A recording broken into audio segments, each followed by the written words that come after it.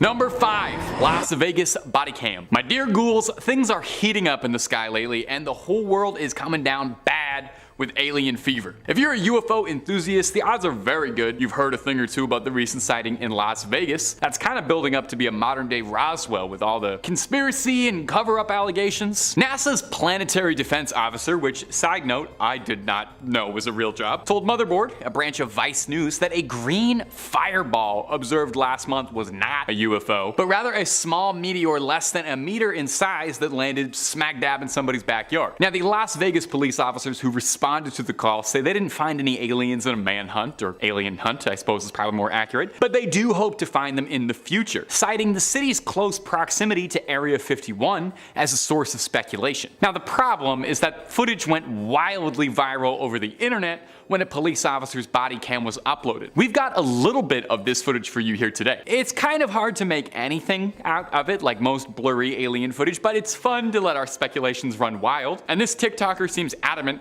that you can see an alien over one of the cop's shoulders. Personally, I think it does look a bit just like a light or like a headlight or something, but you let me know what you feel like you see. The case has been captivating, with the callers, the 911 callers, claiming that they saw tall, non-human entities in their backyard with big glowing eyes looking at them.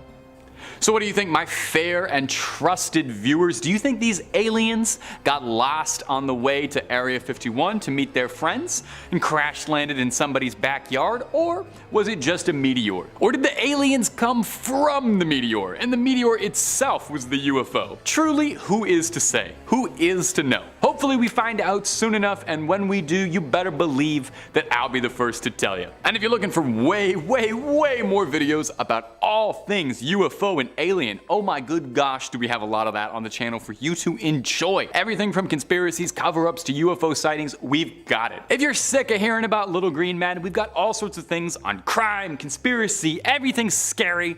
It's on Top 5. So hit subscribe, make sure you hit that little bell as well, and don't miss a single thing. But you get to do that at the end of this video for me, okay? Because I got 4 more UFO sightings coming up for you right now. Number 4, the Pentagon. We are at a truly exciting time to be an enthusiast of UFOs and aliens. It feels more so than any other point in human history that the discussion around aliens and UFOs is leaving the fringe sciences and starting to become accepted, commonplace by respectable employed people, not just folks wearing tinfoil. Recently, the Pentagon released a video of a reported UFO zipping around near an Air Force drone and revealed footage to, quote the Pentagon, everyone thought was truly anomalous, which is government speak for we don't know what the fuck this is. At the time, the object appeared to be moving with something propelling it forward, but a later determination would show that it didn't, which baffled and puzzled the analysts, as usually something propels you forward in the air. Now, this hearing was very interesting for a few reasons, but foremost, it allowed us a little bit of insight into how government agencies go about treating UFO sightings. We learned they categorize them first by what they most likely are, starting with the obvious things like planes or balloons, which account for like 99% of all UFO sightings. And then when it's something they truly cannot immediately identify, they prioritize where was it found? How is the object maneuvering? Does it seem like it's being driven? Controlled? Does it seem as if it has a payload? Does it have something attached to it? The hearing started by saying that the Pentagon currently doesn't believe that they have any definitive proof of extraterrestrial life on Earth, but concluded by saying that we'll be getting another disclosure document coming soon, possibly even as early as July. So we have huge, exciting things on the horizon coming up in July, and I'm not just talking about the Barbie movie.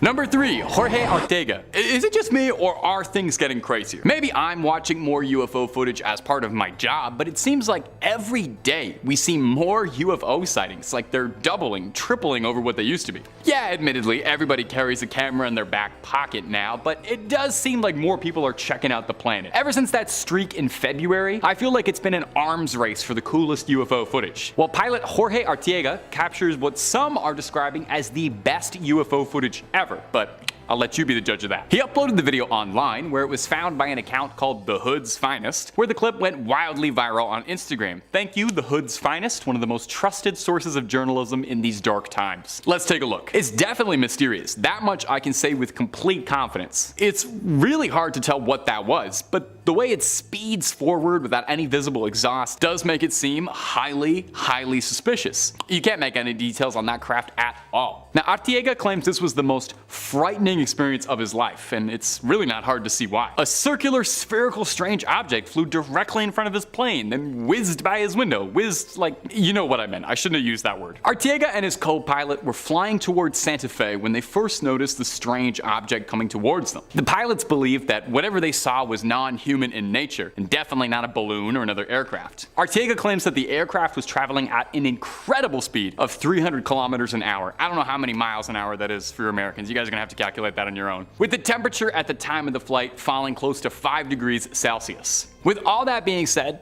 it seems less likely that it's a bird or a balloon and possibly something far more mysterious. As always, I love to hear your guys' opinion on stuff like this, so feel free to debate away in the comments if you think you've got an idea or an angle on this that I'm not seeing. We need as many eyes on this as possible. Of course, you can also just, I don't know, tell me something nice about your day. Tell me something that made you smile today. I love hearing about that too. Number 2, Chad Underwood. I think by now, if you're subscribed to the channel, and I hope you are, you've heard a thing or two about the Tic Tac UFOs that the Navy released videos of. In a lot of ways, these videos were kind of one of the first big steps for this recent surge of UFO, UAP stuff being taken kind of seriously, with these baffling videos leaked by the Navy that no one could explain. Although they were taken years and years ago, back in the halcyon days of 2004, the pilot who took the video has rarely spoken out about his experiences at all, for the understandable fear that he'd be lumped in with, quote, the little green men crazies that are out there. Well, I'm one of them, Chad Underwood, and I'm ready to believe you. Oh, Chad Underwood, that's the guy who filmed it. I don't know if I said that before. The story of the Tic Tac UFO began on November 10th, 2004, when radio operator Kevin Day reported seeing something odd and slow flying around the San Diego coast. It was moving approximately 140 miles an hour at a height of nearly 30,000 feet, so definitely not like any bird that I've ever heard of, and probably unlikely to be balloons. Commander David Fravor of the Black Aces identified the 40-foot-long white oblong-esque object hovering and exhibiting no exhaust, propulsion, but seemingly darting itself forward at impossible velocities. It was Chad Underwood's footage that got shared and went viral. Via infrared camera pods mounted on the plane, we get sightings of these mysterious Tic Tacs in action. And I wish I had something different to tell you for the end of this point, something a bit more dramatic and exciting, but nearly a decade later, and we are still absolutely no closer to understanding just what happened here, what's happening in these videos, what these crafts are, but maybe we'll get there soon. Like I said, there's supposed to be a document coming up in July that's going to reveal all sorts of new research and information the Pentagon's been working on, and maybe that will be the big one, or maybe it'll just also be nothing like it usually turns out to be. But who knows? And number 1, California Army Base. We all wonder if military bases are hiding advanced technology, right? Like all of us do that, it's not just me. Like what kind of secrets could be buried underneath Area 51? Wouldn't you want to know? It definitely seems like visitors from other worlds are just a bit curious too, as there was a mass sighting of possible UFOs out in the California desert, right above a military base, one Camp Wilson. Was it a sign of visitors scouting out the area, or technology from within being reverse engineered by the American government? Jeremy Corbell and George Knapp are a pair of ufologists, and they revealed the footage on their podcast, saying that the video and photos were shot all the way back in April 2021, but didn't appear until now, where a series of mysterious lights manifested above the base for 9 minutes, prompting the Marines to launch a significant air and ground response. You know, just in case this turned out to be like an Independence Day kind of sitch. The Marines fired flares at the UFO, and the craft disappeared just before the flares could illuminate what they were. Classic, that's just like every single UFO story, you know, right before the good part. The hosts of the podcast go on to say that there was no media coverage whatsoever of the incident. I mean, I don't really remember anybody talking about this in April 2021, but I also don't remember April 2021, so I'm not a trusted source. But since then, nothing really has come out about it. They got the tip from someone at the base, from a person who was pretty high up, they quote. The tip was that there was more to this story that was being led on. Now, some viewers, some astute alien fans have pointed out a noticeable similarity between this incident and the Phoenix Light event in 1997, where a series of strange lights hovered over the city of Phoenix, witnessed by multiple people in the city, but unknown to everyone and to this day unsolved. So what happened here? Just one more mystery we'll never get an answer to? I'm not sure, but I'll never stop looking. The truth is out there, and I want to believe. Number 5. Camp Wilson. So, we find ourselves in a truly remarkable moment as a new wave of UFO sightings takes center stage this year, and NASA can no longer afford to turn a blind eye to this unexplained phenomenon. Together, let's travel to the California desert, where an event unfolded that eerily echoes the famous 1997 Phoenix Lights incident. Now, if you're a fan of a channel, you've heard me talk about this before. If not, I've done plenty of other videos on it. Jeremy Corbell and George Knapp, known for their groundbreaking investigations, brought to light footage from April of 2021, filmed over 29 palms. This sighting is far from your typical blurry UFO footage. The object, described as a giant black triangular shape with lights on its edges, was captured from multiple angles by 6 videos, with the accompanying high-exposure photograph revealing even more detail. Witnesses, including over 50 US Marines, were baffled by the object's sudden appearance, size, and behavior. Like I said before, the incident closely resembles the Phoenix Lights, where a massive triangular UFO was witnessed by thousands. It's important to note that the witnesses in this case aren't your average civilians. They are trained military personnel, artillerymen, and mortarmen who have dealt with illumination rounds in various military aircraft. And their unanimous conclusion? This was unlike anything they had ever encountered. Specifically speaking, a mortarman serving at Camp Wilson during this incident spoke with Corbell and took a high-exposure photo on his smartphone, which revealed the outline of, this object. It appears to be triangular, surrounded by lights spaced evenly around its edge in a V formation. Now, the mortarman, who was staying anonymous for safety reasons, described how one of his companions witnessed the object materialize from nowhere, saying, "One of my buddies was outside. He was looking at the sky and said it just kind of appeared out of nowhere. And we all came out and looked, and then slowly like 50 plus people started coming out and looking. Those lights appeared out of nowhere." Hey, he said it twice. He was adamant. He added that despite their military experience, none of the Marines could recognize the craft, and described their reaction as, you guessed it, baffled. Now, this man who filmed and photographed the object said, "If you look at the picture, you can see a black triangular shape. But the picture I took with the black triangular shape underneath the lights, it's definitely not any type of flare thing or illumination rounds." The witness said the apparent object remained stationary for approximately 10 minutes. But also, like, a Marine can be overheard on one of the videos saying that the triangle might have been in motion. Another Marine who saw it was serving as an artilleryman at the base when he saw the UFO. He firmly rejected any suggestions that the lights could be attributed to illumination rounds that could have been, sent off by artillery or any other mundane explanation he might have recognized, saying this was something none of us had ever seen before. It was a completely different color. The size and the illumination was different. He explained that when they fire off illumination rounds, it's one. You send it in the air and let it drop, and then you send off another one. This was like 5 next to each other, and they're kind of reddish, and our usual illumination rounds are a yellow-white color. The UFO's disappearance, just as illumination rounds were fired over it, adds a layer of mystery. Helicopters and a massive military convoy swiftly converged on the scene, leaving us to ponder what exactly was the government's involvement in all this. The parallels between this and Phoenix Lights are undeniable. Both incidents feature large triangular objects with lights hovering over military facilities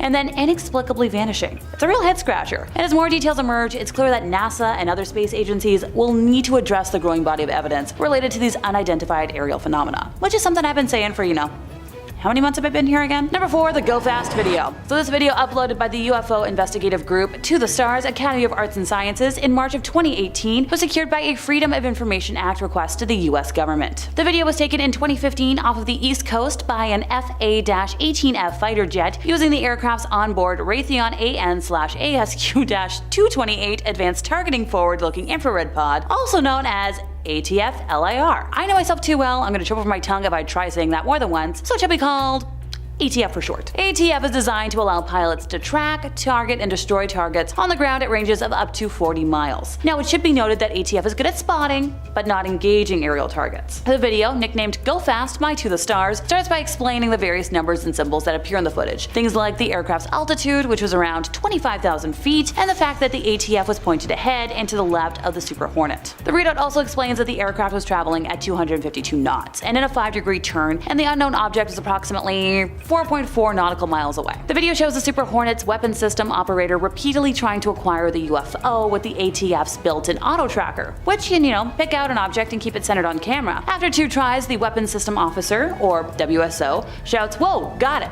to which another person, assumed to be the pilot, says, "Woohoo, whoa," not to sound like Mario or anything. "What the bleep is that thing?" the pilot asks. The WSO later says, "Oh my gosh, dude," to which the pilot replies, "Whoa. What is that, man?" Now yes, this is where skeptics might start asking, but Alexa, how is this unknown object different from weird government aircrafts we don't know about? Well, doubters, let me count thy ways. For starters, the UFO does not have any kind of hot exhaust trail that would be emitted by a conventional turbine engine, appearing to emit no heat on the ATF sensor. And secondly, the UFO doesn't have any visible wings or fins. Through my research, I've learned that even cruise missiles, such as the American Tomahawk or Russian Caliber, have small winglets that should be visible, and other missiles such as the Maverick anti-tank missile have stubby fins. The UFO appears oval-like and does not appear to fly nose first in the direction of travel. So once again, this was a video hidden and released by the government, so NASA, any comment? Number 3, Las Vegas aliens. Want to go gambling? One sighting this year in Las Vegas shows shadowy figures lurking somewhere in the shot. You can watch the creepy footage, and see if you can spot them. This video is one of many supposed UFO sightings in Vegas just this year, with another sighting around the incident even involving a police officer. But this particular video shows a group of people looking kind of nervous as they look into a backyard behind a house, with the camera zooming in on a forklift truck which has shadowy figures looking inside. Now, there was a fair bit of confusion over where the extraterrestrials are in the video, but many people insist they're there, including me. For example, one comment wrote, "You can see their face, eyes glowing in the first tractor. Then look at the second one, you can see it peeking. They're on like 8 to 10 feet tall." Another wrote,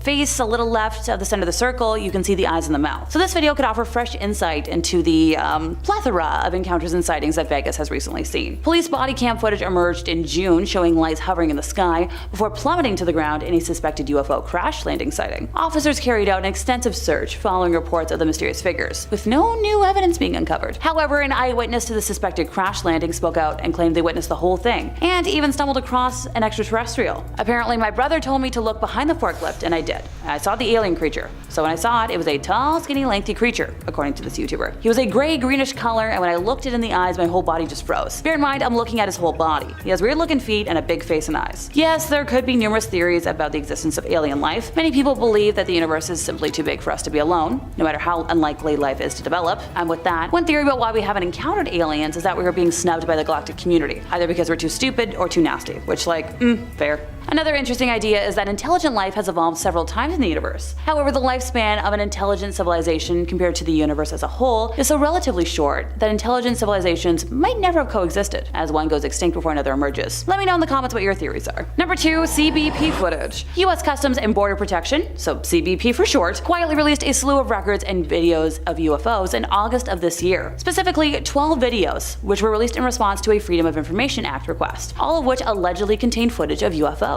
Now, all the footage is available for download and is accompanied by a UFO report titled The Pentagon's UAP Task Force, Mideast Security and Police Studies number 183. The report is an older document said to be written by Frank Milburn and had something to do with the Begin Sadat Center for Strategic Studies at the Bar Ilan University. It's unclear precisely what the report has to do with the videos, which are pretty stunning on their own. One of the videos clearly shows an orb flying in close proximity to a plane, to the point where it appears the orb is chasing the plane through the sky. It's clear the object isn't moving like any other craft known to man. Most of the footage appears to show some type of orb following an aircraft or flying over land, and in one particular video, we can see one of these super fast objects glide over what appears to be some type of urban development or military base. So what are these orbs? We have no idea. They've shown up consistently around army installations and seem particularly fascinated with military activity. But other than that, we're still none the wiser as to what the heck is going on in our skies. The videos, some of which leaked already a few years back, have added fuel to the already raging fire of public discourse around flying saucers. One video in particular from 2013 shows an unidentifiable spot flying over an airport. The video is black and white and the footage is a little grainy, and the object, whatever it is, cruises over the airport at what appears to be a consistent rate, on a path taking it towards the ocean. It doesn't look at all that unusual. Like if you had already told me it was a bird or a small, UAP, I'd believe it. But the trouble starts when it gets near the water and appears to change shape. Shortly thereafter, the object seems to disappear, reappear, and then vanish for good. Some folks have interpreted that as the object having dipped beneath the water and emerged again, seemingly without losing any speed, which would be an impressive engineering achievement, but the video is so poor it could just as easily be a digital artifact. Look, we filled the space around us with a growing number of cameras and orbiting satellites, and they're recording all the time. More than that, we as humans are creating more technology, some of which isn't public knowledge. It was probably inevitable that we would start to catch things on camera that we can't explain. But there's a pretty big gap between, look at that weird thing, and I bet it came from across the stars. Still, there's some weird stuff going on in the sky, and hey NASA, we should probably devote some resources to figuring out what it is. With that in mind though, apparently Senate Majority Leader Chuck Schumer and Senator Mike Rounds introduced an amendment to the National Defense Authorization Act, which would establish a structure for how and when UAP documents would be released to the public. So for example, for decades, many Americans have been fascinated by, what the heck's out there, and it's long past time they got some answers. The Americans, Canadians, everybody has a right to learn about technologies of unknown origins, non-human intelligence, and unexplainable phenomena. So apparently we're not only working to declassify what the government has previously learned about these, phenomena, but also to create a pipeline for future research to be made public. The bill requires that the government agencies turn over any UAP information they possess within 300 days of the act going into effect. All of which is to say we're at least like a year and a half out from seeing the extraterrestrial goods, so I'm gonna keep screaming at NASA if you don't mind. Number 1, Georgeaga Footage. So over the last year, if you couldn't tell by today, unexplainable objects have been appearing in the sky, baffling a lot of folks, especially pilots. So some pilots believe that these fast orbiting objects aren't satellites or known military aircraft. Specifically, pilot George Orga remembers the event of what he claims was the most frightening experience of his life, where a circular object flew directly in front of his plane and whizzed directly by his window. He and his co-pilot Daniel were flying towards Medellin when they noticed the strange object. Now thankfully our pilot was able to turn his plane around and the unidentified object moved towards them. He also caught the first video of the stationary object. He was able to fly past the object, and he doesn't think it was a balloon because ideally the wind from the plane should have blown it away. The pilot believes that whatever he saw was, once again, not a balloon by any measure, as he was way too high up and it was way too cold for a balloon to float free. Soon after he posted the video on Twitter, it was uploaded by an Instagram handle named The Hood's Finest, and the video went viral and viewers speculated that what he saw was definitely a UFO. The pilot claims the aircraft was traveling at a speed of 300 kilometers an hour, with temperatures falling close to around 5. And in those conditions, mistaking a balloon or a bird for a UFO is very unlikely. Once again, hey NASA, wanna weigh in? Number 5, flying cigars. Okay, so the first piece of footage we're gonna take a look at today is this amazing footage of a cylindrical UFO that's got even the skeptics and the experts scratching their heads watching. Now you come take a look and see if this makes you a true believer. You can see pretty clearly, unlike most UFO footage, there is something very strange in clear view. Now we see a lot of videos or stories about cylindrical UFOs, but we don't often get to see them so up close, so stabilized, so enhanced until this beautiful little clip. Now there's a couple things going on here that make this clip a little shinier than the average clip. For one, we can see the objects going behind the clouds, some low visibility there. The object shimmers with a metallic surface. It looks seamless, as if it's one solid capsule or a big giant pill. But most interestingly to me, it doesn't show any sign of propulsion. No trail of smoke, no exhaust, no big old rocket on the back. So what is driving it forward? The object is seen making multiple sharp turns at very, very high speeds, instant acceleration. So whatever is making it move is tremendously powerful. Perhaps there's some sort of fantastic anti-gravity technology that's keeping it up in the air. Now the original uploader said that this object, despite its incredible speed, made no sonic boom, when it definitely should have been. Viewers who are significantly better with numbers than me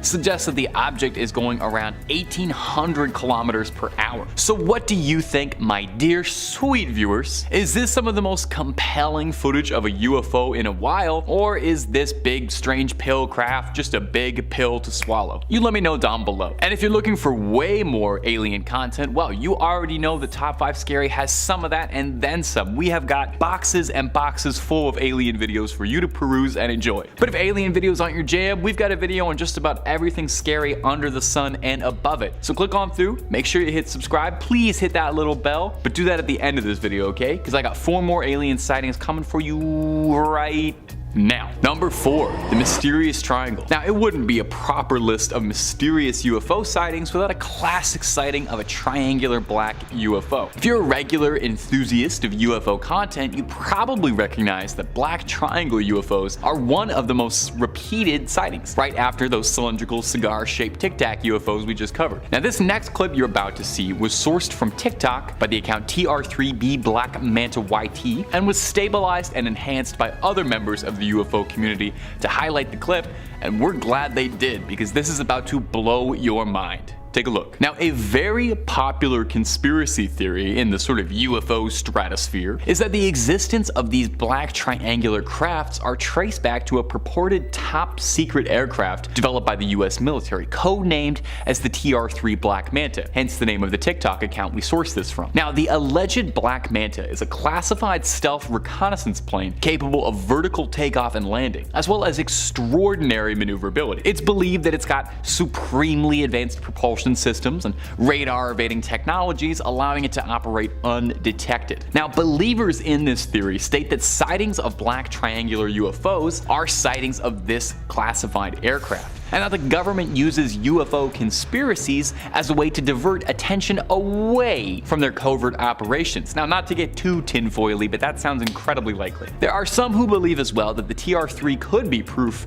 of a UFO, implying that the craft was reverse engineered from downed or otherwise recovered alien technology. Obviously, the government isn't going to outright confirm or deny anything vis-a-vis aliens, especially any top secret black ops level secrets, so officially the government has denied any involvement about a possible TR-3 Black Manta project. So what do you think, my viewers? Are these sightings of black triangle UFOs sightings of advanced military technology from this world or from someone else's? Number 3, the lights over Vegas. Coming up next today on this list is going to be this strange footage out of Las Vegas. Sometimes what happens in Vegas doesn't stay in Vegas and blows up the internet, like this series of mysterious bright lights that hovered above the city for hours, being seen by countless people, and yet no one seems to be able to figure out what it was. Now, often the bright glow of something like this could be traced to flares or aviation training. That was the hypothesis put forward by the local news station that aired this clip, suggesting it could be activity from Nellis Air Force Base, Grush Air Force Base, or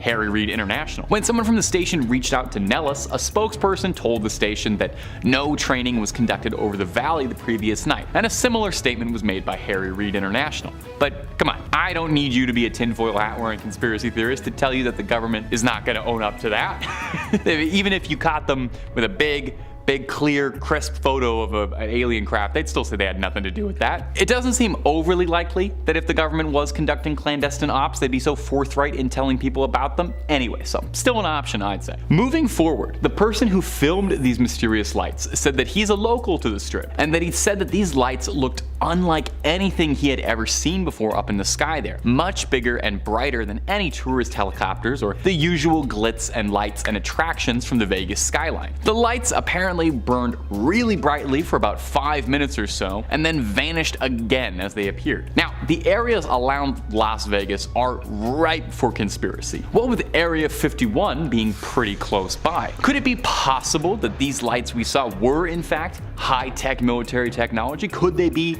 reverse engineered alien technology? Or could it just be a bunch of geese that all had Christmas lights wrapped around them? We may honestly never know. Number 2, the flying saucer over Phoenix. Coming up next today in our collection of UFO footage collected by average Joes on the ground is this sighting from Phoenix, Arizona of what looks to be a pretty clear-cut flying saucer flying sideways through the sky. Now, we've seen a cylinder, we've seen a triangle, and we've seen a series of strange floating lights, so I think it's high time that we round out the collection of UFO footage by adding in a flying saucer, the most classic of all UFO sightings. You close your eyes, you imagine a UFO, you probably imagine a little flying saucer, a little glass bubble, a little green guy in there. In this clip, we can see some vaguely disc, saucer-like effigy hurtling through the sky at a rapid speed. Now, unfortunately, this clip is a bit older and came at a time before 4K cameras were the norm, and so we can downright count the pixels on the screen. It's like a vintage throwback. It's hard to make out exactly what's happening in the clip, and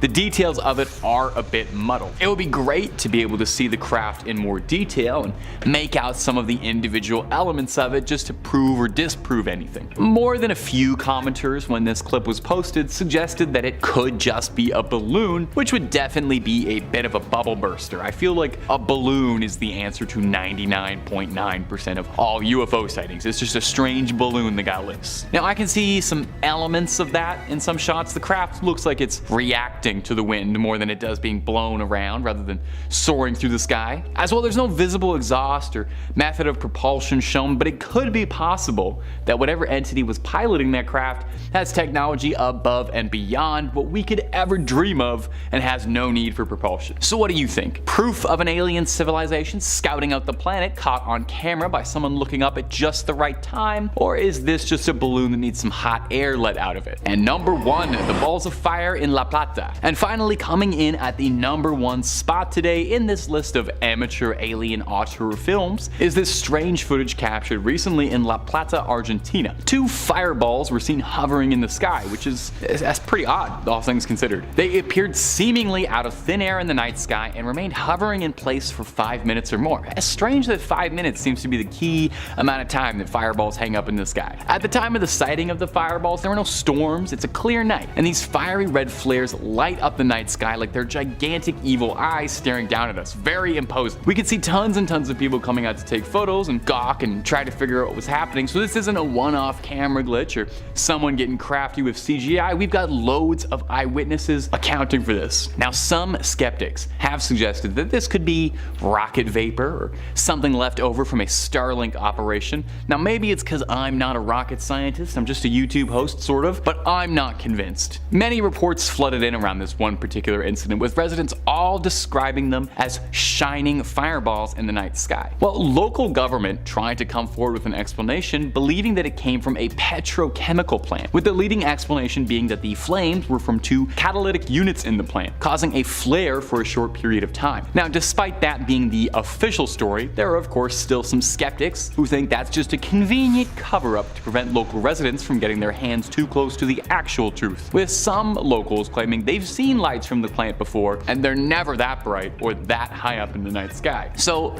like all the other ones, I will leave it up to you. These mysterious balls of flame, something about aliens or something not about aliens? It really could be either one of those options or nothing. Anyway, something to consider. Number 5, Italian Observatory. So back in 2007, astronomer Alberto Mayer, living in Busto Aresizio, I think I got that right, over in Italy, made an incredible discovery, almost completely by accident, which, hey, that's how most scientific progress gets made. Or maybe just me. He was adjusting the focus of his telescope when he spotted and tracked a UFO as it flew across the surface of the moon. Now, the video shows the portions of the moon that he was focused on in close-up mode, while tracking a solid black object as it flew over the surface. Now, sure, I could just describe what is going on in this video, but I could also let you see it and decide for yourselves, which makes a lot more sense in my brain. They say a picture is worth 1,000 words, so here's roughly, here are the 24,000 words worth of content if my math makes sense, which is about a 50-50 chance. Take a look. Pretty weird, eh? So the round black object is tracked as he catches, it just after it passes the Wallace crater. And today, this is how I'm learning parts of the moon were named. It hovers and hesitates before making a sudden change of path at an exact 45-degree angle. The precision and control is what gives people pause,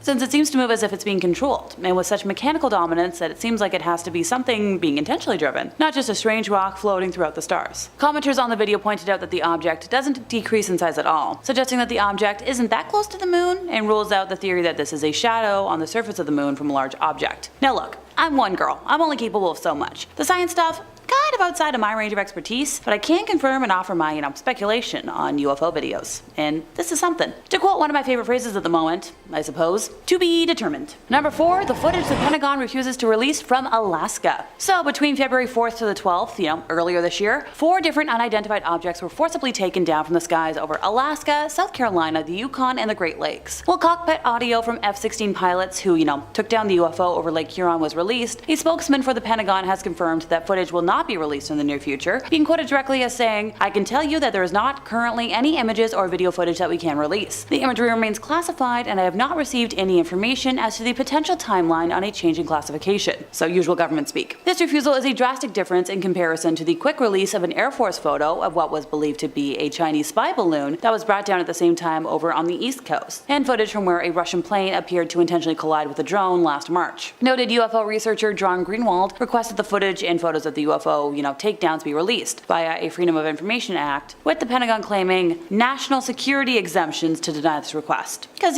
that's That's not scary at all. An Air Force official said that the images would reveal cryptology and national security concerns if released. And even the Canadian RCMP are playing coy, having ended their public search for the remains. Now look, I don't know about you folks at home, but that sounds pretty dang suspicious to me, and I think I know what I'm talking about at this point. So does anybody want to take a random trip to the Yukon just to sightsee? Totally not to recover UFO debris or anything suspicious? I'll start the car. I got room for a couple of us. I drive a nice big SUV. Number 3, the Guy Hotel Memo. So it's the most requested document in the FBI's archives, right after the photo of Elvis and Nixon riding with an alien. I wish I could make this stuff up, but the file has been checked out roughly 1 million times in the last 2 years alone. So as far as cagey cover-ups go, this one's fairly out in the open, but that doesn't make it any less invigorating or confounding. It's a single page, an unconfirmed report that the FBI never even followed up on. The file in question? So it's a memo dated back to March of 1950, authored by one Guy Hotel, who served as the director of the FBI field office in Washington, D.C., addressed to FBI Director J. Edgar Hoover. I know you all know that name. So in the memo, Guy was relaying a story seen by an Air Force pilot about something bizarre they had seen in New Mexico. And this was right around the time of Roswell fever. The memo describes flying saucers, circular in shape with raised centers, approximately 50 feet in diameter. It goes on to say that inside each saucer was a flight crew, each occupied by 3 bodies of roughly human shape, but only 3 feet tall, and bandaged in a manner similar to blackout suits used by speed flyers and test pilots.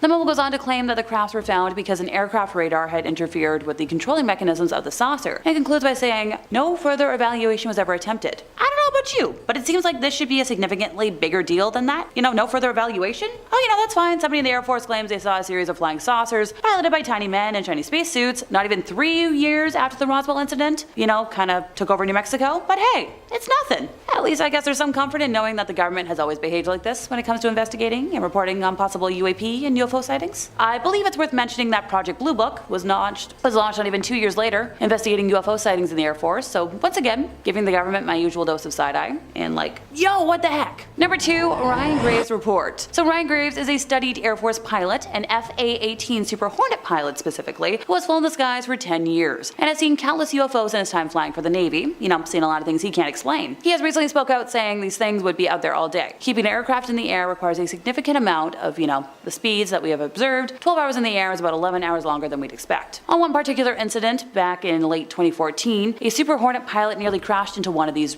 unknown objects. Some of these objects were caught on plane camera, and so, because it's me, we have some of that footage for you today. The pilot and his wingman were flying in tandem about 100 feet apart over the Atlantic East when something flew between them. Now, Lieutenant Graves said that the object looked like a sphere encasing a cube. The pilots were concerned because they were, a covert drone program, and government officials wouldn't have had them flying around fighter jets for fear of collision. It was this that had the Navy concerned that perhaps there was more to investigate with this particular encounter. But what was truly unsettling the pilots, besides the fact that there was an intense possible safety crash, was that these crafts were accelerating to hypersonic speeds, stopping and turning on a dime, which is not really something that human pilots are capable of. So what do the pilots think they were dealing with? Graves did speak out saying, we have helicopters that can hover. We have an aircraft that can fly at 30,000 feet and right at the surface. But combine all that in one vehicle of the some type with no jet engine, no exhaust plume? That's not possible. So what do we think, folks? This seems like something worth digging into, right? Suspicious? Hands up. Who's with me? I knew y'all would. Number 1, the 2004 series of spottings. So on November 14th of 2004, Lieutenant Alex Dietrich was piloting her FA-18 Super Hornet. Yep, that's a very popular plane, when she observed an oblong shape hovering over the water. It leapt into motion, skimming 500 to 1,000 feet over the waves at around 500 knots. And for those of us Canucks, that's around 925 kilometers per hour, which is faster than I can get my vehicle. I like to get it to 120 and that's it. The fighter jet's onboard radar couldn't detect the object, but Alex's weapon systems operator in the rear seat, whose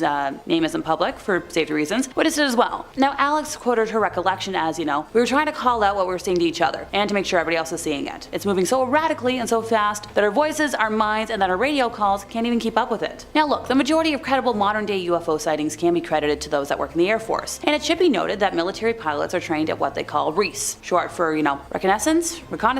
Every time I say it, somebody corrects me in the comments, so I'm not even going to try this time. And referring more specifically in this case to the art of recognizing aircrafts by their shapes, paint schemes, unit insignia, and more. On one of the other Super Hornets that launched was Lieutenant Commander Chad Underwood, who was able to capture the object on an infrared camera. It was about 40 feet long, round and smooth, and quickly received the nickname Tic Tac. Yep, you guessed it, this is my favorite UFO story. Now, all of the footage that the US government has confirmed as authentic and, unexplained speak for itself, since I know we have the clip handy. And around this time, starting on November 10th to be exact, Gary Voorhees, a petty officer on the USS Princeton guided missile cruiser, had been reporting apparitions on his radar screens in the same area. Triple checking his equipment before he made his report, and being the main technician responsible for said equipment, along with having 6 years of Navy experience at the time, he described what he was seeing as impossible. In just seconds, an object had dropped to the waterline from 60,000 feet, hovered, and then zipped away at high velocity, making right angle turns that were quoted as being confounding and defying gravity. Hey, relax, Wicked fans, I'm right here with you. The objects returned for the next week, with Voorhees quoted as saying, "I was able to see it on the horizon, during the night and during the day, and it was definitely a glowing object. Could I tell you for 100% certainty what exactly it was we were tracking? Nope." Now, footage of this event used to exist, with Gary being able to vividly describe his memories, but has since been completely scrubbed from the internet. So,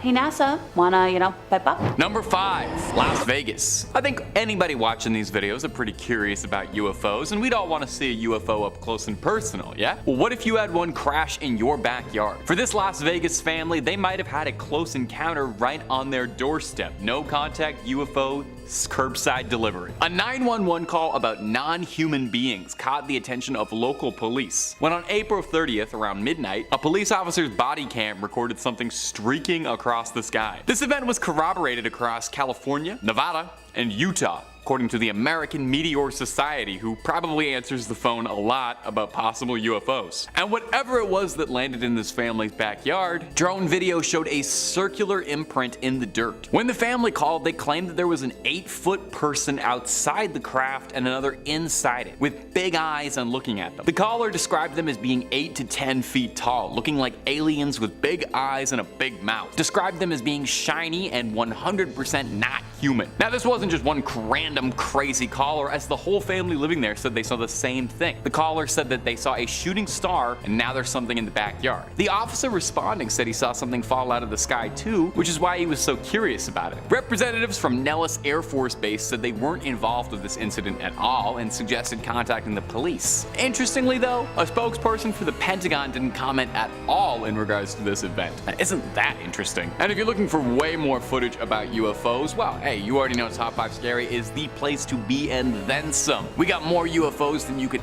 ever watch in a lifetime. So click subscribe, make sure you hit that little bell so you don't miss any of our scary videos from us, but do that at the end of this video, okay? Because I got 4 more pieces of UFO footage and evidence coming up for you right now. Number 4, Indonesia. Now here is an absolutely wild story for you. A Marine veteran is breaking a 14-year silence, claiming now that he and his squad mates saw a UFO while they were deployed in Indonesia in 2009 and were threatened into silence over it. Michael Herrera was a 20-year-old rifleman sent on a Navy humanitarian mission during the 2009 Sumatra earthquake and the tsunami that would devastate the region. He claims that his unit was guarding a supply drop outside the city of Padang, and his 6-man unit stumbled on something they were never meant to see: an octagonal, unknown aerial craft that seemed to be being used by some sort of clandestine government force. The Marine has an unmarked 4-year service record and showed text with a fellow witness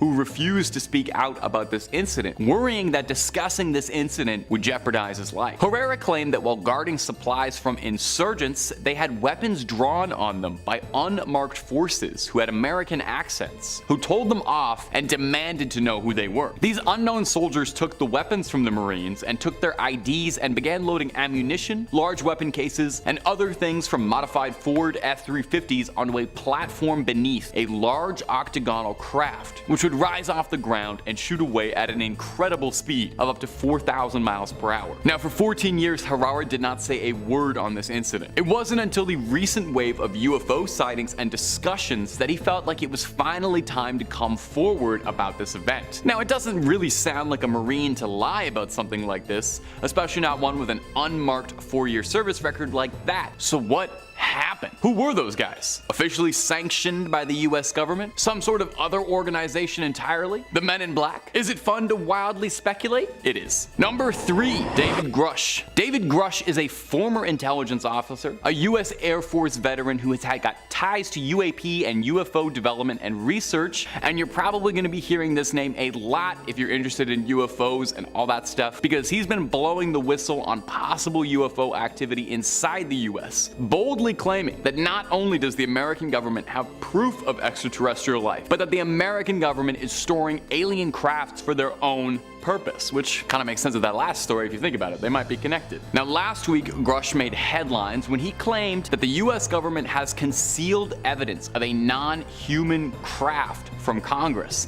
and Grush is trying to make people aware of this story. He claims that it's got an intact or partially intact craft, as well as he's got evidence of deceased agents and officers through crash site retrieval, explaining when you recover something that's landed or crashed, sometimes you encounter dead pilots, and believe it or not, it's true.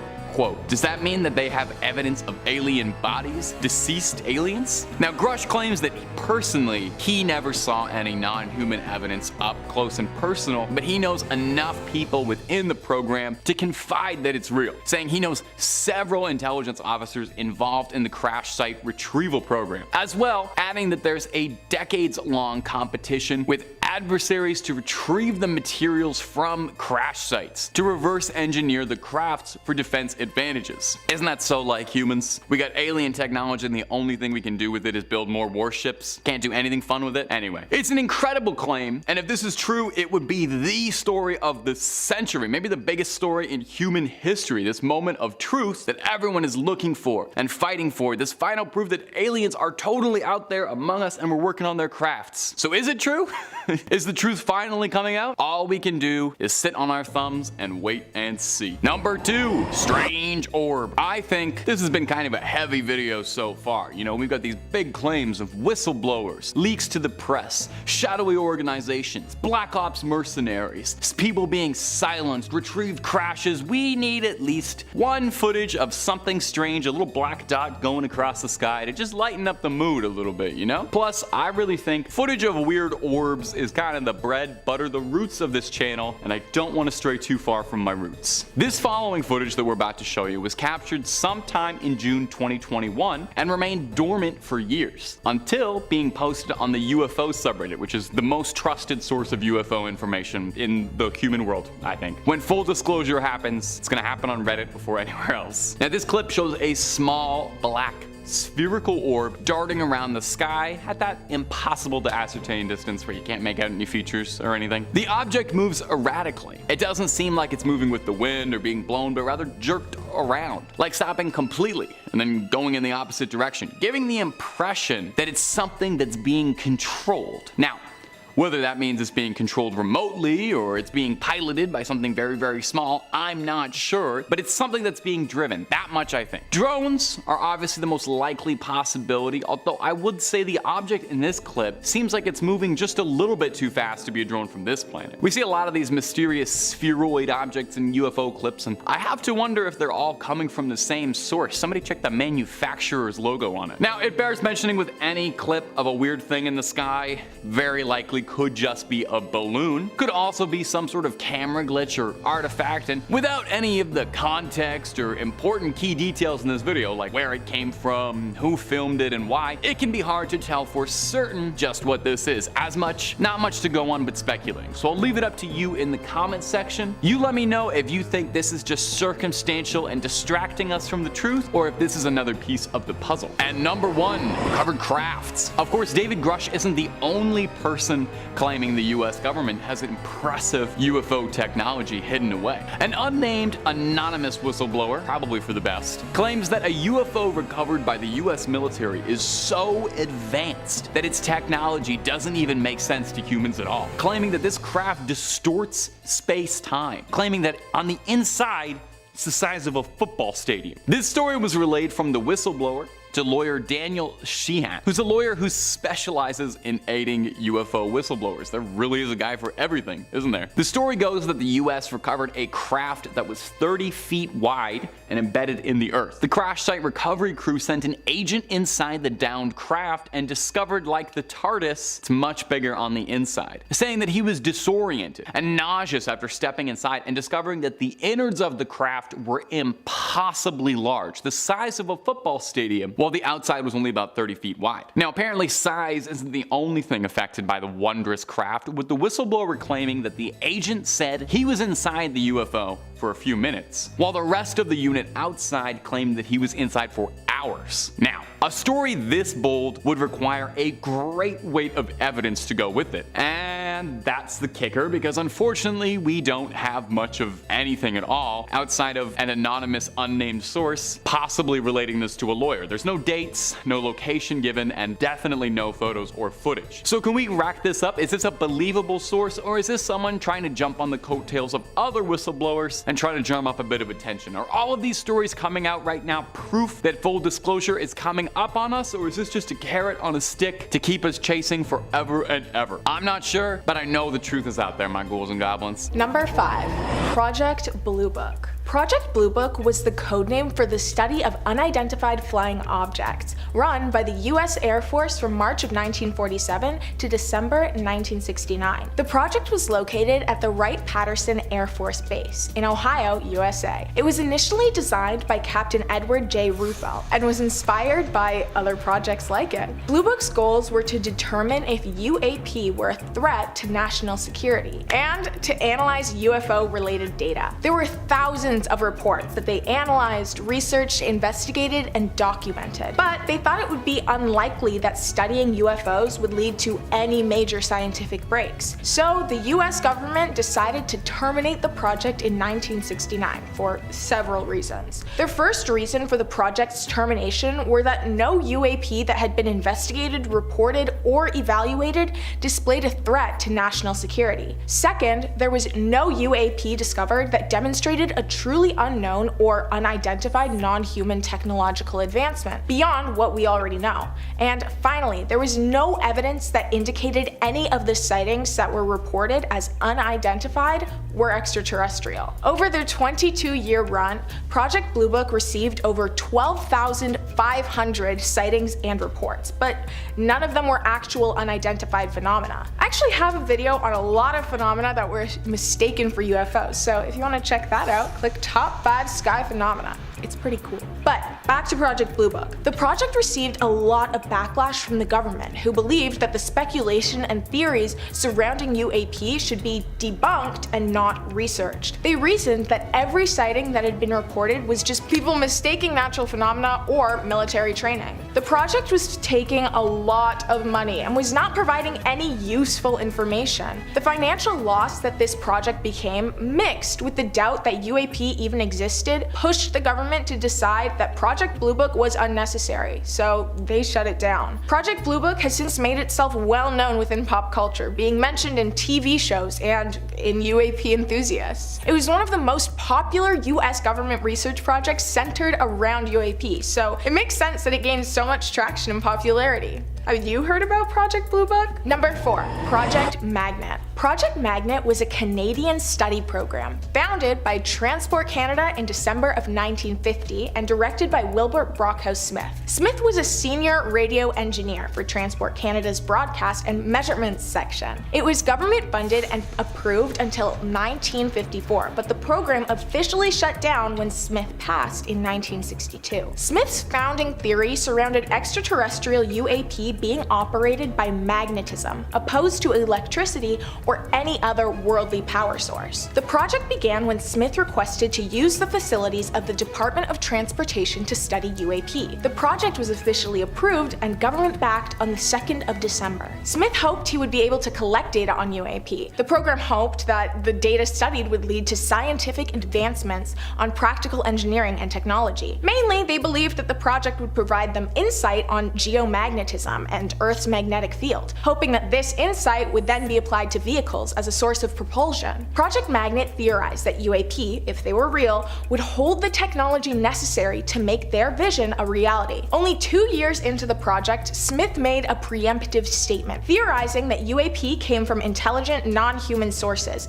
and definitely used magnetism for flight. In the same year, the Canadian government established a second UAP research program, again with Smith being the lead director. Smith did end up going a little bit off the goal within a couple of years. He began to share his theories that were far more outlandish than the magnetism manipulation for flight. He believed UAP were linked to psychic phenomena and said that he himself was in telepathic communication with extraterrestrial beings. He wrote a series of articles surrounding the theory, which weren't very well received by his employers, and they weren't even released to the public until 7 years after Smith's passing. When the project was pulled from the government funding in 1954, Smith built an observatory outside of Ottawa on Shirley's Bay to continue studying UAP reports and sightings, still believing that UAP would provide data that could be understood and measured by our technology, and then be implemented, leading to advancements. Though a lot of people challenged his hypothesis that magnetism could be implemented, it is a really interesting theory, so for a second, you have to let me ramble on how it would work. The Earth is essentially one big magnet, and the magnet has different strengths depending on geographical location. Smith assumed that advanced life forms had discovered a way to accurately manipulate these fields and use them as a method of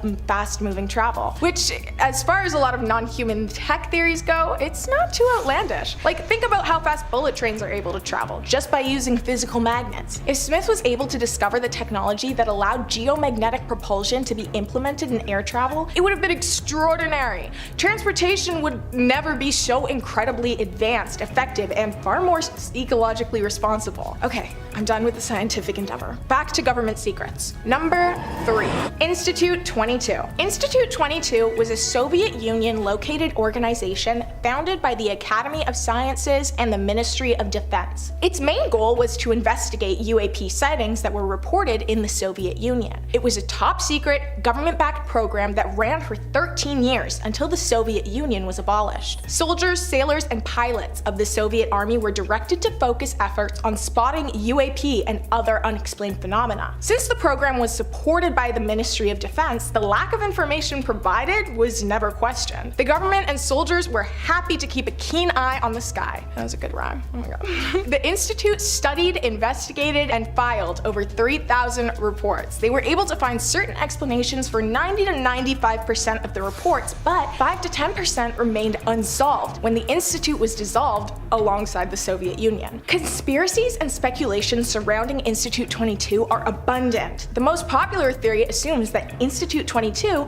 was actually a cover-up for nuclear weapons. People believe that the Institute was involved in covering the near launch of a missile located at a Soviet nuclear base. In 1982, one of the Soviets' nuclear bases was mysteriously brought online, and for seemingly no reason, a nuclear missile was prepped and set to launch. The panic lasted less than a minute before the launch was suddenly disconnected and aborted, just as mysteriously as it was engaged. Later on, it was discovered that witnesses had seen UAP activity near the Soviet base, and Institute 22 was involved to assist with the situation, and eventually, the cover-up. The Soviet Union released a statement that explained the UAP as flares being tested at a high altitude, and that the nuclear missile that was brought online was just a simple test. People weren't any happier with the explanation. In fact, it was still as terrifying as UAP. Like, I'm sorry, you were just checking if a military-grade, city-leveling explosive was able to turn off. So you did this test not knowing if the missile was able to be taken offline after being engaged. Girl, yeah. I'd be more scared of that too. Number 2, Project Conine. Project Conine was a secret UAP study led by the defense intelligence staff of the British government. Conine was only present for 3 years, from 1997 to 2000. That's very short, so let's delve into why the project failed so aggressively and so quickly. Project Conine studied over 10,000 sightings and reports that were collected by the section of the Directorate of Scientific and Technical Intelligence, which is a program within the Defense Intelligence Staff. With the information collected, Project Conine created a 400-page document named Unidentified Aerial Phenomena in the UK Air Defence Region. Okay, I feel like that's not a very creative title. Direct, but it sounds like a book that would go directly into the pile of books I convinced myself I'm going to read, but will definitely end up getting utilized as a disposable coaster or napkins. The report laid out the entirety of Project Conine's research, hypotheses, and overall conclusions. It concluded that UAP were an indisputable presence, but that no evidence supported the idea of them being hostile, dangerous, or threatening to the safety of citizens. The majority of UAP sightings that were analyzed and explained by Project Conine were labeled as misidentifications of common objects, while the unsolved reports were likely the result of unknown supernormal astronomical phenomena that is not yet understood by modern science. That's dumb, and I could have concluded that, and I don't even have my high school diploma. Isn't the point of a research to find answers? Like, yeah, you're right.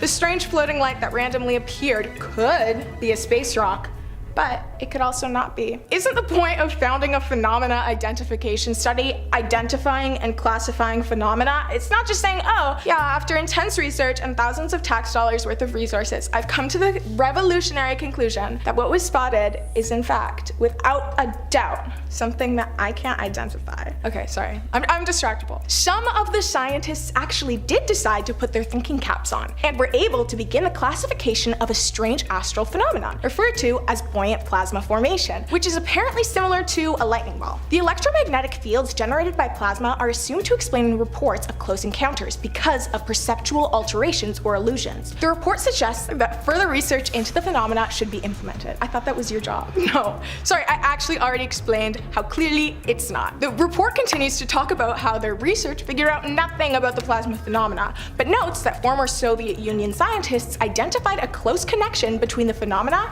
and plasma technologies, and they were pursuing related techniques for potential military purposes. I find it so funny that no one even knew what the phenomena was, but in a beautifully inept display of human nature, they went, I wonder how we could hurt people with that. Number 1, Project Sign and Grudge. Project Sign was an official government-backed and funded US study of UAP, led by the United States Air Force, and was active for under 12 months in 1948. The project was founded by General Nathan Farragut Twining, head of the Air Technical Service Command. The objective of the project was to collect, evaluate, and inform the government of all UAP-related sightings, hoping to identify any UAP that were a national concern. The project was dissolved quickly, not even reaching a new calendar year. After the dissolution of Project Sign, Edward J. Ruppelt, Project Blue Book's director, supposedly said that Project Sign had created an estimate of the overall situation, which supported an interplanetary explanation for UAP, and that the chief staff of the Air Forces shut down Project Sign for lack of proof. However, there is no proof that Ruppelt ever made these claims, and many have called the apparent quote more mythological than real. But the same year, the US Air Force released a paper which stated that although some UAP resembled actual aircrafts,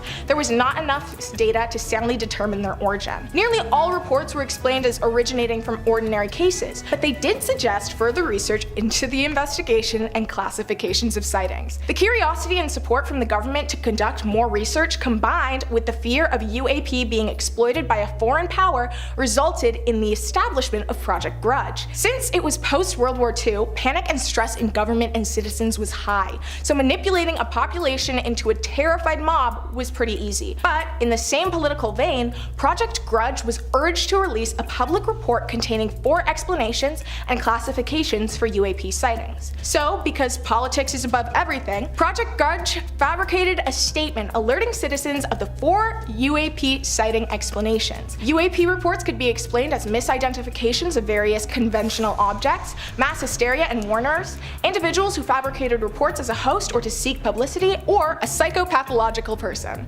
I will say, it sucks when science is halted by politics, because it leads to research being placed second to public opinions or outrage from people who don't even understand the research. Governments will create giant cover-ups and secrets to ease the public's panic, but I think that there's a method they haven't tried yet. Literally just telling the truth and being transparent. And some people will say, oh my god, no, because everyone will panic if you tell them the truth. No, I really don't think people will, because when left in the dark, people actually make up theories that are far scarier than reality. And if the truth is actually that bad, then people should know. So yeah, maybe I'm just not a fan of the government. No, actually no, I'm not. I vote for anarchy, honestly. Number 5, falling from the sky. Coming up first today is going to be this wild footage that was posted to TikTok quite recently. It might have flown under the radar, but now it's blowing up. And if you're into the supernatural and the unexplained, maybe you've seen it on your front page already in between videos of cats falling over. It was posted by user PMESASSO, and it showcases a truly bizarre encounter,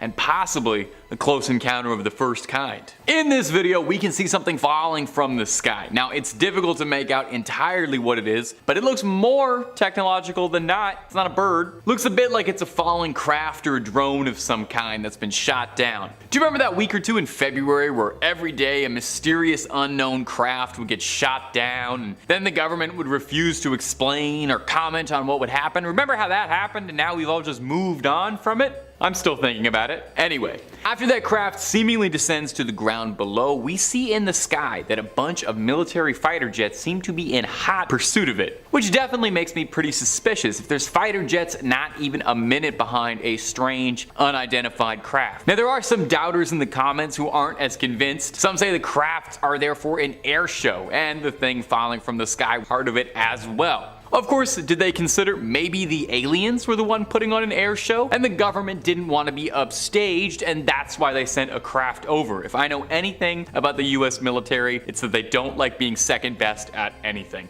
And if you want to watch a place that's the #1 best at something, it's top 5 scary, and it's scary videos we've got. If you can think it up, we've got a video or two on it. I mean it. Megalodons, ghosts, ghouls, goblins, aliens, conspiracy theories, horror movies, basically anything freaky under the sun or above it, we got 2 or 3 videos on. So hit subscribe, make sure you hit that little bell so you don't miss a single thing, but if you'd be so kind, do that at the end of this video, because I got 4 more mysterious orbs and UFOs coming up for you right now. Number 4, Arizona's mysterious orb. Coming up next today on our list of strange sightings in the sky is this mysterious footage of an orb-like sphere bouncing around through the clouds. This clip was uploaded and posted to the UFO subreddit a few days ago, where it blew up almost immediately. Posted by user Amphion, and shout out UFO subreddit, making my job so much easier every day. The clip is a snippet from a local news station in Arizona reporting on a series of wildfires in San Bernardino, California, when the camera catches something a little hotter. That was a pun, if you see what I did there. You can see a strange little orb floating around high above the forests. Now, it's very difficult to tell from here, but it looks to be moving at an incredibly fast speed, with seemingly no method of propulsion or exhaust trails to be found. It can even be going through the smoke at one point during the video, which would be catastrophic for most aerial craft, as this area would be far, far too hot to approach via helicopter. Now, a user in the comments added a little bit of additional insight too. It looks very far out from where anyone could be piloting a drone. Looks to be a few miles out in the brush. Any civilian would be heavily discouraged, if not outright prohibited, from flying a drone near a wildfire area, with a possible crash with a helicopter being disastrous. So it has to be something that wasn't supposed to be in that airspace, or maybe doesn't even know where it is. So it's hard to tell what's going on with this one. I'm not sure what any skeptical answers or rational answers could be beyond the usual catch-all of strange drone or weather balloon. The object doesn't move too erratically or non-humanly, so it doesn't seem like it itself is making the decisions. I'm really not sure what this could be, my friends, which means you know what time it is. You let me know down below what you think it might be. Or just tell me something nice about your day, you know, I don't know, something that made you smile today. Number 3, something from the sky. Coming up next today at our number 3 spot is going to be this short, sweet, mysterious clip posted to us on the most reputable source of information on the internet, TikTok, by a user going by the name of Brian Daniel. Gosh, people have the weirdest names on the internet these days. Brian Daniel, what does that even mean? In this short clip, Daniel claims that near his home, something fell from the sky onto the ground below, glowing a searing bright blue, ethereally brighter than anything he'd seen before. Commenters said they'd seen the same thing in Florida, where the uploader lived. News reported that it was a meteor, but Daniel claims that it goes much deeper than that. He claims that the next day he tracked the crash site of the meteor and discovered what seemed to be a government operation cleaning the possible crash site, filming some feds standing around with their thumbs in their pockets on the beach. From there, Daniel claims that a mysterious man in a suit was on his front lawn filming his house, and him when he got home, and he didn't look like he was from the housing authority. Eerie. For what purpose? We don't know. Now, as fantastical as this video is, I'm always more than a little weary to believe something from TikTok, just because the app is very, very easy for anyone to edit content with, and this video is literally 3 disconnected shots clipped together. I know I'm a man on the internet telling you to believe things, but I think you should always be incredibly rational and skeptical and take everything with a grain of salt, and there's nothing to suggest that these 3 things were even taken by the same camera. Now, the meteor in Florida is real. That happened on April 13th, 2021, so jot that down, that did happen. But the thing that's really holding me back about this clip, and the reason I find it more skeptical than I believe it, is because the mysterious agent at the end of the video is wearing a suit that doesn't quite fit him. I thought they were the men in black, not the men in the dress for less at Ross's summer collection. Bet you didn't know I could go there. Number 2, what's on the moon? And coming in next today is going to be this incredibly weird clip posted to TikTok recently by a user going by the name of Larry Lou. Now, this is one of the stranger supernatural UFO clips I've seen in a few minutes. You'll see why in a few seconds. You'll definitely want to see this. In this strange clip, we can see something filming something bizarre that seems to be orbiting the moon. We can see some unknown objects flying around our moon, getting a little too close for comfort. That's our moon. Is that our own technology? Are these man-made satellites, or are these scouts, drones, or something else not of this world? Now, before we really put our tinfoil hats on and get wild with the speculating, we need to talk about the zoom in and the quality on this camera. I am inclined to believe that this guy works for NASA because he seems to have the James Webb telescope in his back pocket. I have watched innumerable, countless UFO clips for work, and I have literally never seen a clip this high quality. I was salivating watching this. I can't even talk about the alien stuff because I'm too busy focusing on the pixels in this thing. You can make out the footprints on the surface of the moon. You can see Neil Armstrong's size 13 on the dust. You're telling me this guy shot this on his phone? Why is this man not filming every single supernatural occurrence on this planet? If we set this guy up in the woods, we would have Bigfoot, Mothman, the Loch Ness, all that proven, disproven within an afternoon. I need to take 5. I need a drink. Okay, I'm good. Back to the original video. Most people in the comments were like me, solely focusing on the incredible lens on this user's iPhone. A few people suggested that that could be the American flag from the surface of the moon. I find that a bit unlikely, but I don't know enough about moons to disprove that. So what could it be? Let me know down below in the comments, or hey, feel free to just continue to comment on how impressive the camera zoom is. What is he working with there? What am I working with? I don't know. Number 1, crop circles. I didn't need to say it like that. Coming up last on our list of UFO sightings we just can't wrap our noggins around is this footage that was taken in 1989. Now, I know the title says 2023, but if you really squint, 1989, 2023, I don't know, they look exactly the same to me. It might be a vintage, but that just means the high strangeness has been aged to perfection. Don't dismiss it till you get your eyes on it. It looks like an excerpt of a documentary about aliens and UFOs of some kind, sort of like what you're watching now, but bet the guy hosting this isn't even half as charming. In the video, clear as day, we can see 2 strange, small, metallic spheres racing around a farmstead, glowing bright against the shroud of the night sky. They seem diligently at work, creating an intricate pattern below in the fields. Some sort of circle in the crop, an almost crop circle, if you will. I feel like crop circles kind of fell out of vogue in alien culture, which is a shame. I think they're very cool and fun. They always make me think of the underrated M. Night picture, Signs. I know some people hate that movie, but I thought otherwise. Anyway, I guess our parents were much more frightened by flattened designs and bits of grain and cereal, and we just don't feel the same way. But I, for one, want to bring it back. I want to bring crop circle culture back. Now, this clip is pretty remarkable. Some say it almost looks too good, and there's been a raging debate in the UFO and alien community as to whether or not this was a real clip or a very well engineered hoax for darn near 30 years now. Detractors argue that it's CGI, while believers state that the CGI would be too advanced for the time. I mean, most CGI around this era looked like Reboot, you know? Not to besmirch Reboot, but come on. Well, we probably won't find the answer today to whether or not it's a hoax or not, because only you can truly decide that, okay? The truth is out there for you. Just like only you can decide if M. Night Shyamalan is a misunderstood auteur or a total hack. We're just not going to talk about the Avatar movie. Number 5, the abduction of Betty and Barney Hill. Yes, I know I said I'd be talking about UFO sightings today, but this event is a combination sighting and abduction that I just couldn't leave off the list. So the Hills were a married couple that lived in Portsmouth, New Hampshire. Barney was employed by the United States Postal Service, while Betty was a social worker, so pretty normal folks. They were very active in their local Unitarian congregation, members of the NAACP, and Barney sat on a local board of the United States Commission on Civil Rights, so you know, they seem like pretty normal folks. The UFO sighting happened at around 10:30 p.m. on September 19th of 1961. The Hills were driving back to their home in Portsmouth from a vacation in Niagara Falls and Montreal. Just south of Lancaster, Betty noticed a bright point of light in the sky that moved from below the moon in the planet Jupiter, upwards towards the west of the moon. Now, while Barney was driving, Betty reasoned that she was observing a falling star,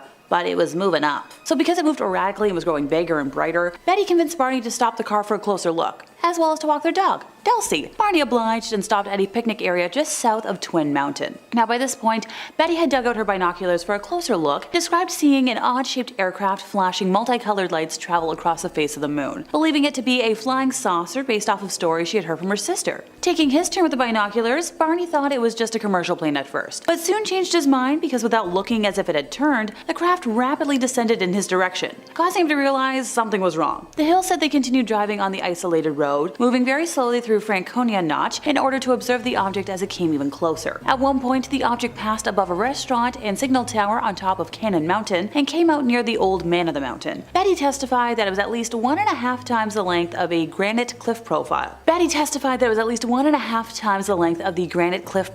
Which was around 40 feet long, and that it seemed to be rotating. At one point, the object descended rapidly towards their vehicle, causing Barney to stop in the middle of the highway. The huge silent craft hovered about 80 to 100 feet above the Hills' 1957 Chevrolet Bel Air and filled the entire field of view in the windshield. Carrying his pistol in his pocket, Barry stepped away from the vehicle and moved closer to the object, which he later said was roughly the size of a huge pancake. And that statement right there just made me a little hungry.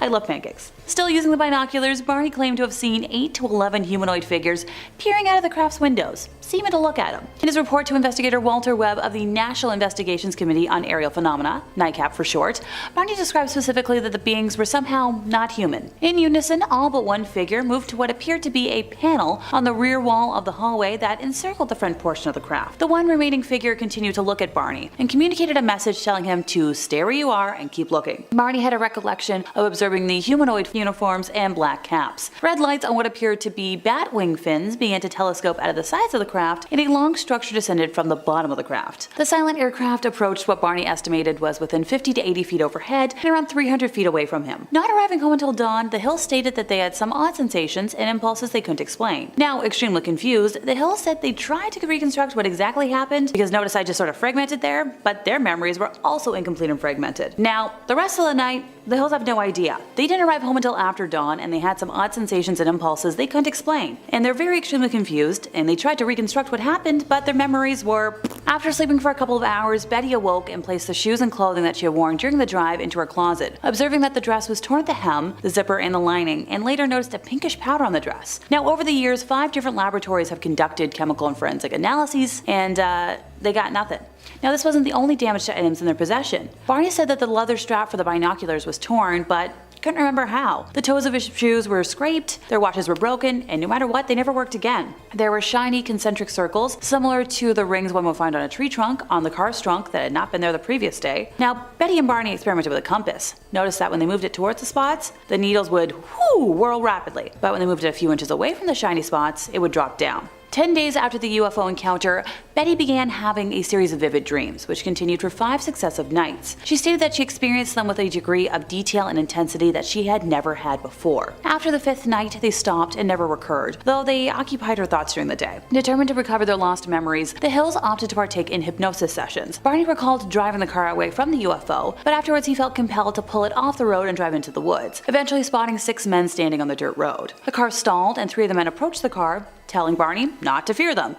Okay. He was still anxious.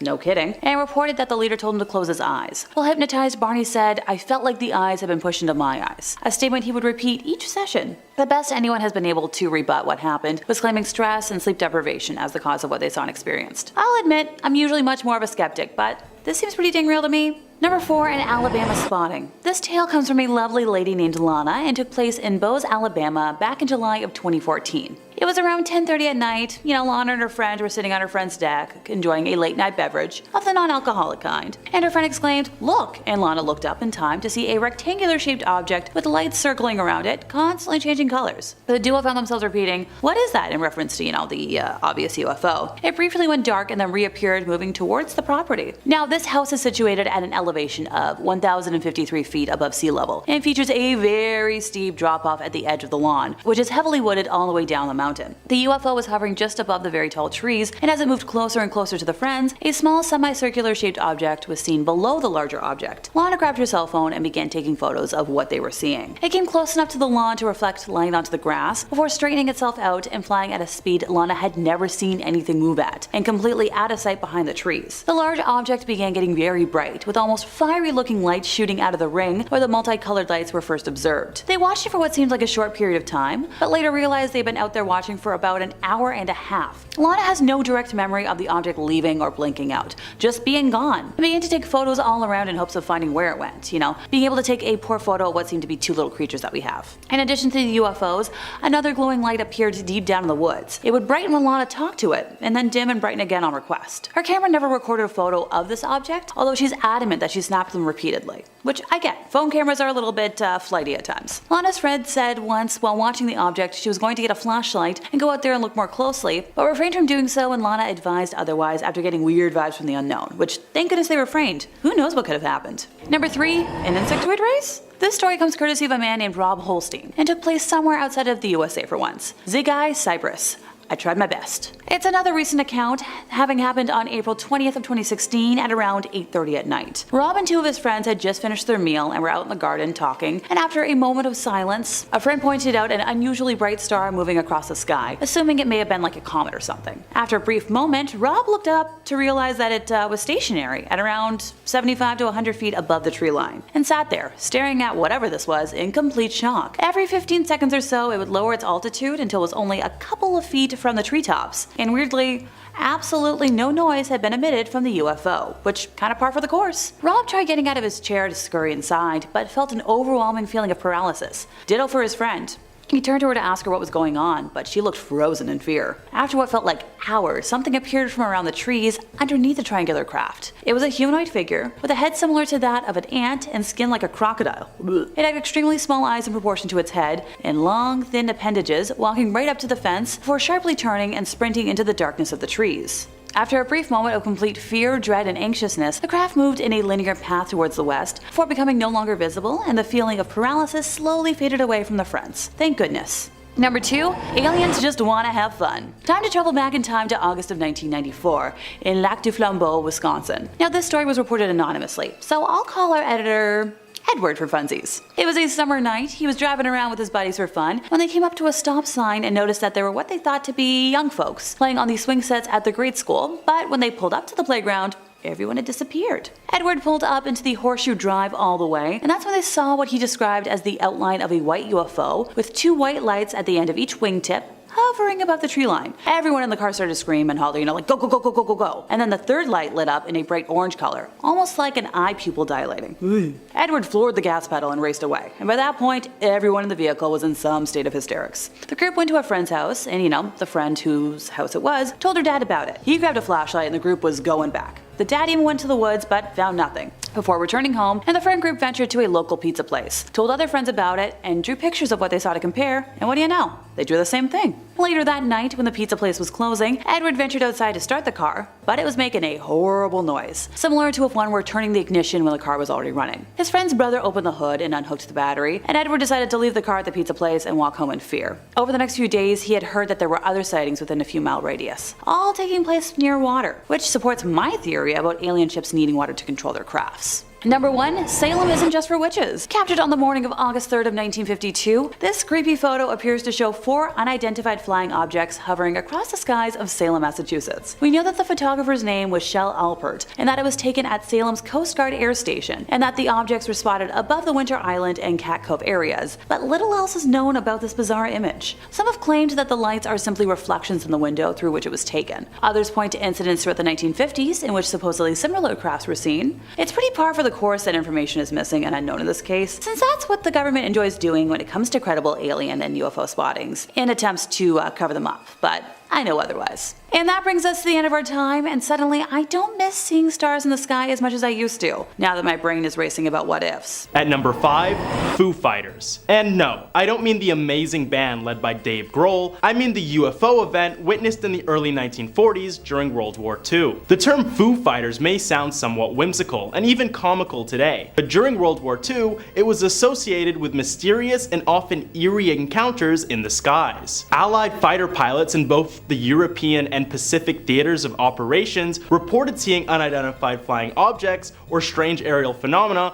that came to be known as Foo Fighters. These encounters were initially perceived as potential enemy secret weapons. The phenomenon known as Foo Fighters was first formally reported in November 1944 by the US 415th Night Fighter Squadron. The term Foo itself has a rather curious origin, stemming from a comic strip called Smokey Stover by cartoonist Bill Holman. In a mission debriefing in late 1944, a radar operator named Donald J. Myers, who had been an avid reader of Smokey Stover, used the term Foo Fighters to describe a red ball of fire that chased an aircraft through high-speed maneuvers. The name stuck, albeit with slight modification for the sake of decency. The sightings of Foo Fighters were not limited to one specific region or time frame. Royal Air Force personnel had reported similar lights following their aircraft as early as March 1942, while American sightings started becoming more common in October of 1944. Pilots described these objects as fast-moving, round, and glowing, often displaying colors like red, white, or orange. Some likened them to Christmas tree lights and noted that they seemed to playfully dance around their aircraft, making sharp turns before disappearing. Strangely, the objects appeared to be intelligently controlled, but never exhibited hostile behavior, and they couldn't be evaded or shot down. The military took these sightings seriously, suspecting that they might be secret German weapons. However, further investigation revealed that German and Japanese pilots had reported similar phenomena. This led to the theory that the Foo Fighters could be an electrostatic phenomena, electromagnetic phenomena, or simply reflections of light from ice crystals. In December 1944, the Supreme Headquarters Allied Expeditionary Force in Paris issued a press release describing the Foo Fighters as a new German weapon, which was reported in major newspapers like the New York Times and the British Daily Telegraph. Time magazine also covered the phenomenon in January 1945. The Foo Fighters reported in the Pacific theater of operations were slightly different from those in Europe. They were described as large burning spheres that sometimes hung in the sky but occasionally followed aircraft. Speculation suggested a connection to the Japanese fire balloon campaign, but no aircraft were attacked by these objects. After the war, researchers examined Foo Fighter reports, concluding that they didn't pose a threat and proposing that they were in fact private airline flights. However, with several reports of these lights appearing in and throughout the 1940s, I think we can all agree that these things were UFOs. Number 4. Frederick Valentik. The mysterious disappearance of Frederick Valentik on October 21st, 1978 is a chilling tale that blurs the line between the known and the unknown. Valentik, a young pilot from Australia, was flying a small Cessna 182 aircraft over the Bass Strait, a stretch of water between mainland Australia and Tasmania. What should have been an ordinary training flight turned into one of the most perplexing UFO encounters in aviation history. Valentik radioed Melbourne Air Traffic Control to report an unidentified flying object tailing his aircraft. He described the craft as having 4 bright lights and said it was orbiting his plane. At one point, he claimed the UFO was not an aircraft and was moving erratically. His last transmission was a frantic plea for assistance, reporting that the mysterious craft was hovering above him and seemed to be playing some sort of game. Shortly after this disturbing transmission, all contact with Frederick Valentik and his aircraft was lost. Despite extensive search efforts, neither Valentik nor any wreckage of his plane was ever found, leaving behind a trail of unanswered questions. One of the perplexing aspects of this case is Valentik's initial description of the UFO as an aircraft with 4 bright lights. This led some to speculate that he might have mistaken the UFO for a conventional airplane. However, as his encounter continued, his descriptions became increasingly bizarre and inconsistent with typical aircraft behavior. Valentik's sense of unease and the fact that he could not identify the craft's origin or purpose only added to the mystery. The Valentik case remains one of the most puzzling disappearances in aviation history, with theories ranging from UFO abduction to more conventional explanations like navigational errors or mental distress. Regardless of the cause, it serves as a reminder of the vast and enigmatic skies above us, where the boundary between the ordinary and the extraordinary can blur in an instant, leaving us with unanswered questions and a sense of unease. Number 3. The Great Los Angeles Air Raid. Also known as the Battle of Los Angeles, which occurred on the night of February 24 to 25, 1942, is one of the most iconic and enigmatic events in the history of UFO sightings. This incident took place just a few months after the United States entered World War II, causing heightened tensions along the West Coast due to the fear of Japanese attacks. In the midst of this atmosphere of uncertainty, an unusual event unfolded that would become known as the Battle of Los Angeles. The event began when radar operators along the California coast detected unidentified objects approaching from the ocean. In response to this perceived threat, air raid sirens wailed, and a citywide blackout was ordered. Anti-aircraft batteries were readied, and searchlights swept the skies in anticipation of an attack. Soon, the unidentified objects reached the Los Angeles area. Witnesses described them as large, glowing, and hovering in the night sky. The anti-aircraft weapons opened fire, and the night was illuminated by a barrage of artillery rounds and searchlights focused on the mysterious objects. For hours, a chaotic scene unfolded as anti-aircraft fire peppered the sky. However, despite the intense barrage, no aircraft wreckage was found, and no enemy planes were shot down. When dawn broke, it became clear that Los Angeles had not been under attack by enemy forces. The initial military response suggested that the unidentified objects were thought to be Japanese aircraft, given the heightened wartime fears. However, the official explanation provided by the US Army was that the incident had been a false alarm caused by jittery nerves and overreaction. They claimed that weather balloons and atmospheric conditions had played a role in creating optical illusions, leading to the mistaken identification of the objects. In the aftermath of the Battle of Los Angeles, skepticism arose regarding the official explanation. Some eyewitnesses insisted that the objects had not resembled weather balloons, but rather large metallic crafts. This fueled speculation that the military was concealing the true nature of the incident. Over the years, the Battle of Los Angeles has remained a subject of debate and speculation within the UFO community. Some believe that the objects were extraterrestrial in origin, while others maintain that they were top-secret military experiments or unconventional aircraft. Despite numerous investigations and official statements, the true nature of the objects remains a mystery, leaving the Battle of Los Angeles as an enduring enigma in the history of UFO encounters. Whether the UFOs were indeed mistaken for airplanes or something far more unusual, the incident continues to captivate the imagination and fuel discussions about the possibility of otherworldly encounters on Earth. Best thing to come out of this whole ordeal was a pretty cool movie of the same name, worth a watch if you're bored. And at number 2, the 1952 Washington, D.C. incident. The 1952 Washington, D.C. UFO incident, most widely documented and perplexing UFO sightings in history.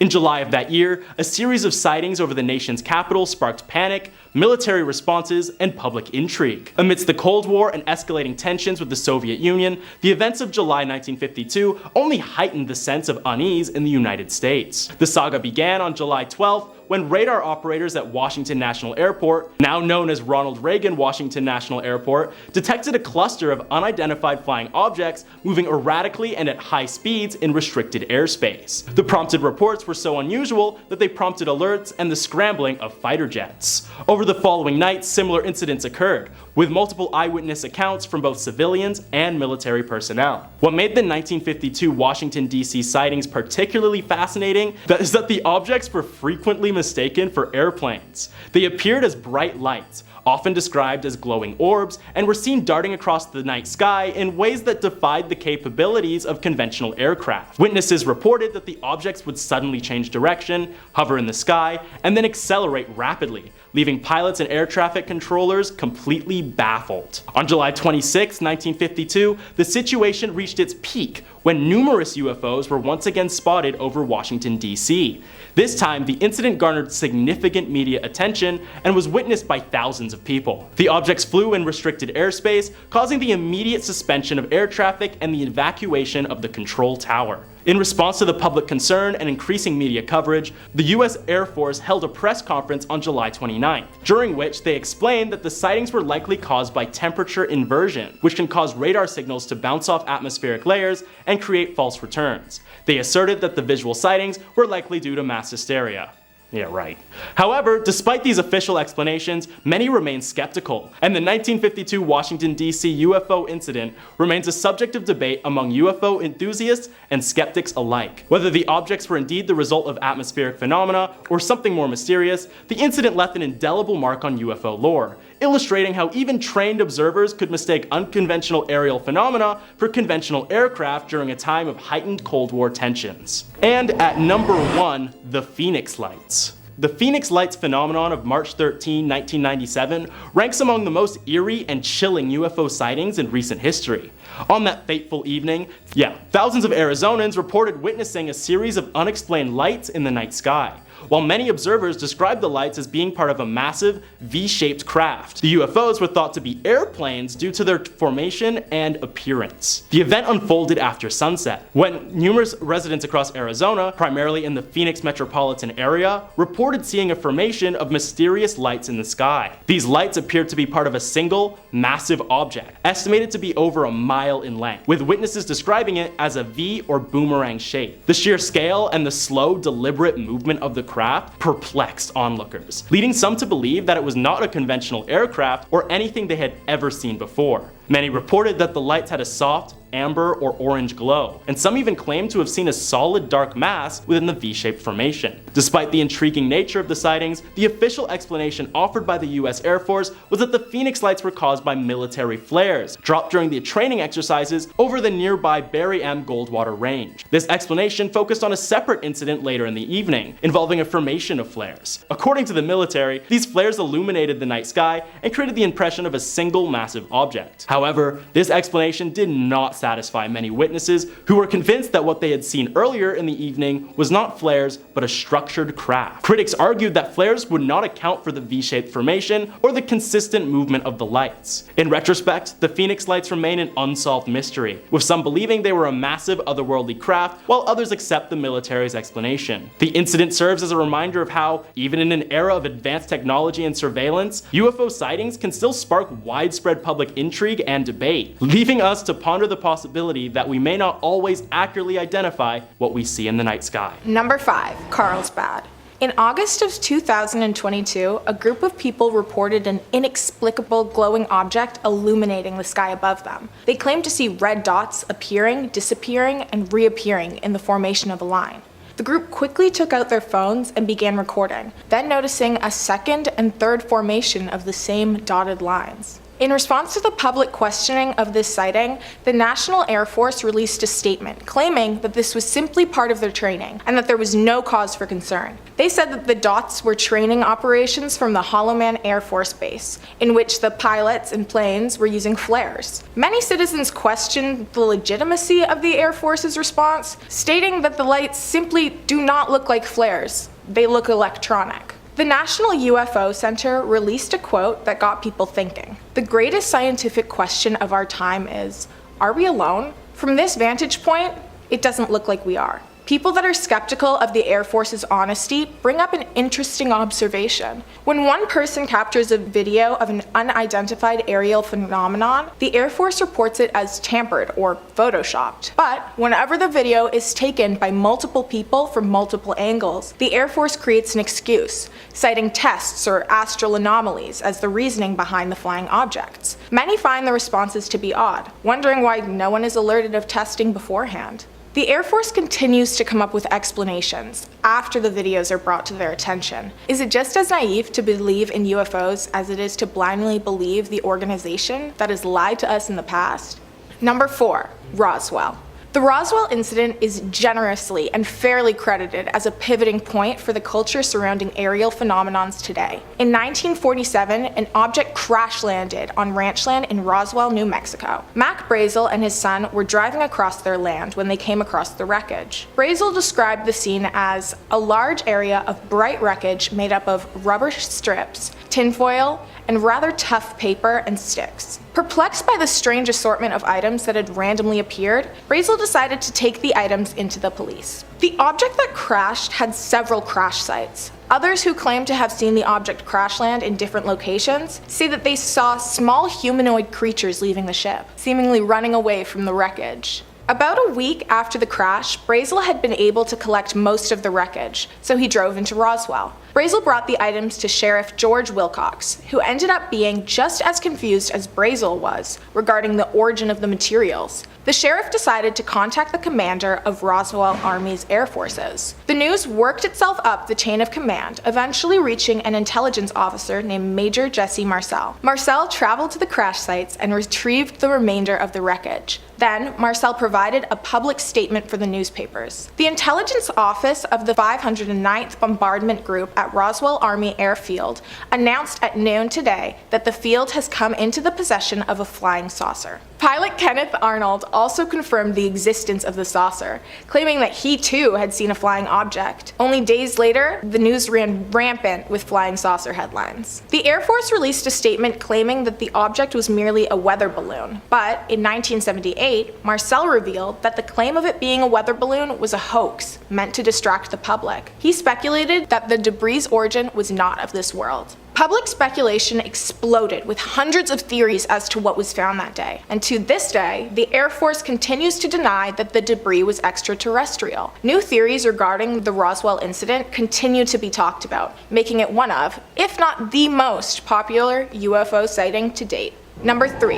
Pilot sightings. On Sunday, February 21st, 2021, Steve Douglas, a blogger armed with a radio, accidentally intercepted a transmission from an airplane flying over New Mexico, and he heard a startling interaction take place. The first pilot said, "Do you have any targets up here? We just had something go right over the top of us," which was followed shortly by a description from the pilot. "I hate to say this, but it looked like a long cylindrical object that almost looked like a cruise missile type thing, moving really fast right over the top of us." Douglas was able to use 2 flight tracking apps to pinpoint the exact position of the plane as the signal was intercepted. Douglas said that it was over the northeast corner of New Mexico, west of Clayton, New Mexico. The plane was at an altitude of 37,000 feet. New Mexico is very well known for its connection to the extraterrestrial, making the sighting of an unidentified object far more likely and suspicious. In response to the blogger's post, the FAA released a statement confirming that the audio was real, but that their radars did not pick up any unknown flying objects over the area.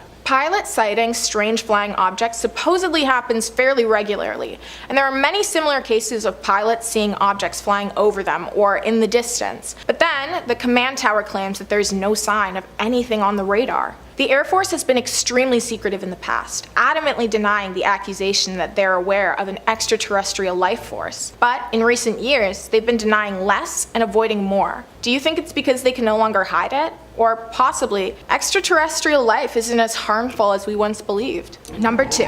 The Lonnie Zamora incident. In the spring of 1964, Lonnie Zamora claims to have seen 2 people standing beside a large, shiny object that later launched into the air with a roaring burst of fire. Lonnie gained a significant amount of attention from the media, UFO organization and investigators, and the Air Force. Lonnie Zamora found himself in an open field after seeing what he'd assumed to be a motor crash from the distance. Zamora continued pursuing the crash until he saw a blaze of fire. Zamora then assumed that an explosion had occurred, so he decided to investigate the incident from a distance. It was then that Lonnie noticed a white shiny object, originally assumed to be an overturned white car. He described the object being oval and likened the material to aluminum. Many theories have been provided in an attempt to explain what Lonnie saw that night. Some said it was merely a mirage of the star Canopus. Others suggested that it was a lunar landing test by humans, not aliens. The president of New Mexico Tech claimed that it was just a prank put on by some of the students, saying it was just a balloon and a candle, not high-tech alien equipment. In 1966, the county's commerce president decided to make the location more accessible to tourists. They installed walkways and signage, hoping to attract alien enthusiasts from all over the country. But the tourist destination is actually not placed at the exact site. In fact, it's about a quarter-mile away. Locals claim the decision to move the pathways was simply due to radioactivity on the original site. Number 1. The Dulce Base. Are aliens and humans working together? In Dulce, New Mexico, this might be a reality. Many people believe that there's a secret underground base where extraterrestrial beings and humans work together, working on projects and researching what lies beyond the stars, and what's on our planet. The theory was created in 1979 when Paul Benowitz became convinced that he was intercepting signals from alien spacecrafts. Within the same year, he had also become convinced that he had discovered a secret government underground base where gray aliens worked alongside humans. Benowitz's story spread quickly and became highly popular in the UFO conspiracy community, with members of UFO groups even confirming the existence of the base. News outlets began adding fuel to the raging fire, claiming that an author had confirmed the existence of the base and that the aliens built the base so that they could test on humans. A political scientist named Michael Barkin added that there are in fact underground missile installations, which gives the slightest amount of plausibility to the idea of an alien base. This stirred up even more interest in the theory among UFO conspiracists. However, absurd claims of wild fights and abductions of humans led many to believe that the base is nothing more than a conspiracy. The evidence supporting the base existing is circumstantial, but the evidence against it is as well. Whether a secret collaborative project between aliens and humans is happening or not, there's definitely something strange lurking underground at the Dulce base. Number 5. David Grush. So, if you've been following the topic of UFO disclosure closely, and the odds are good that you are because you're watching this video, you probably know the name David Grush fairly well. Grush is a former intelligence officer with years of dedicated service and involvement in UFO research who's been blowing headlines open with some of his shocking revelations, which, if they're true, would change the fabric of our world. It would change everything as we know it. We'd look at these days right now as the golden days, I think. I lost my train of thought there. Whoops. We'd look at these days as like the days before Pandora's box opened. We're never gonna be able to close that seal again. Grush served on the UAP portfolio for the National Geospatial Intelligence Agency as well as the All-Domain Anomaly Resolution Office, which is a bureau for investigating alien sightings. So Grush has the credibility. But what is he alleging? In a recent interview with News Nation, Grush drops the bomb saying that non-human intelligence has visited Earth and it's recognized and known by major governments, claiming that in 1933 a craft was recovered by Mussolini's forces in Italy and then intercepted by the US in 1944, meaning that the Vatican helped suppress the knowledge of this and the Vatican is aware of non-human intelligence out there. In this same interview, and if you're interested in this stuff, you really should just watch it instead of watching me talk about it, Grush alleges that the US has recovered quite a number of alien crafts over the years, with at least 12 or more sitting in US reserves right now being studied, reverse engineered. Occupied bodies have been recovered as well. Now, fascinatingly, Grush says he wouldn't exclusively call these entities alien, saying they can be extraterrestrial or interdimensional creatures. He doesn't provide too much of a description on what they could look like, and obviously there's no photos, sadly, just that they're out there. He goes on to state that the infamous Roswell incident in New Mexico was absolutely real, and that everything since then has all been a concentrated, prolonged disinformation campaign to get people away from the subject, even going so far as to say the US participates in widespread mass disinformation, leaking true details alongside falsified reports to keep UFO discussion a fringe subject, preventing it from being taken seriously. And hey, if that's the case, US Army, if you want to throw me a couple bucks to spread some rumors and disinformation, my DMs are open. The full disclosure interview is absolutely fascinating stuff, and I highly recommend you go seek it out after this video. But, you know, before you do that, you could always spend a little bit more time on Top 5 Scary, since we've got lots and lots and lots of alien and UFO videos for you to peruse and enjoy. And if that's not your thing, we've got something scary for everybody. Ghosts, goblins, ghouls, Frankensteins, true crimes, you name it. So hit subscribe, make sure you hit that little bell to not miss anything, but do that at the end of this video, okay? I got way more revelations and truths to blow open. Number 4, an Air Force engineer. Now, Grush's forwardness is inspiring others to come forward with their their own full disclosure. I mean, if they won't, we have to, right? An anonymous source claiming to be an aerospace engineer added an addendum to Grush's interview on Reddit, claiming that they could corroborate some of his points. Take a listen and obviously take a huge grain of salt as you're listening to all of this, as it is just someone typing on a computer, but I thought it was fairly interesting. As a current aero engineer for the US Air Force, 26 years and going, I can help you decode at least some of this interview. First, I know that Grush has only limited ability to talk about the subject. He did get clearance to speak to a certain extent, but he must withhold quite a bit in order to avoid very serious law violations. So, expect him to be holding back some things he could say, and this also necessitates rephrasing on-the-fly language he would normally use. Second, the retrieval program he talks about is real and is the most highly classified program in the US. The program is called Zodiac, and this may or may not come out to the public soon. Take this in when viewing the man's speech. He is trying to talk to us about the most highly classified project in the world. People have died, lost careers, lost family to the secret. So to say this is stressful to talk about would be an understatement. Should I be talking about this right now? Should I be talking about this? Am I gonna get the channel shut down? Third, when he shook his head talking about the spacecraft and alien, because we don't really think this is what they are. But this term is in common use publicly and is as close as we can describe the phenomena to general public and be understood. These things, these UAP, are much more than spacecraft. They are trans-medium interdimensional craft to the best of our knowledge. And the alien aspect, this is just the easiest term we have because we don't really know for sure what they are, but this term is close. At present, we consider most of these beings to be advanced biological AI.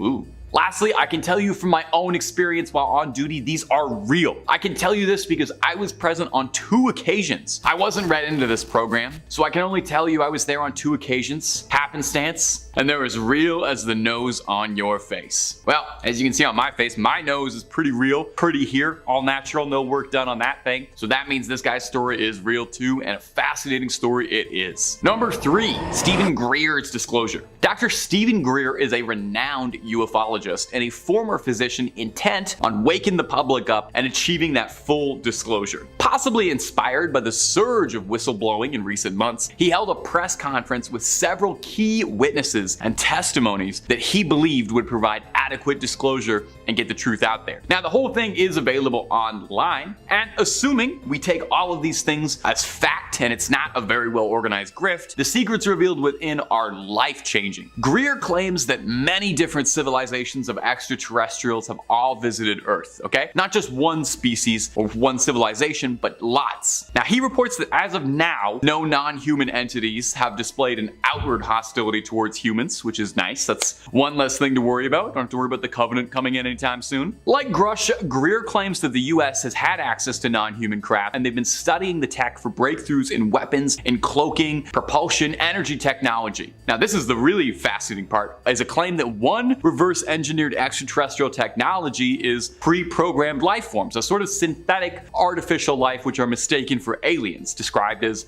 biosynthetic AI, which sounds very similar to what the aerospace engineer was talking about in the last point. So maybe they share a Google Drive and they're getting ideas from each other, or maybe they're onto something. Another huge bombshell is allegations that within the US government, there's a shadowy clandestine group that was established in the 50s that operates free from the government's wishes, and they conceal alien tech and hoard it from the rest of the world to further their own goals. They're apparently very good at targeting and downing extraterrestrial vehicles and possess the tech and manpower to threaten security. Now, these are bold claims, but in this day and age, it's going pretty difficult to ascertain what's a bold claim and what's the truth actually leaking through the cracks. I mean, everybody's talking about biosynthetic AI aliens. Maybe biosynthetic AI aliens are out there.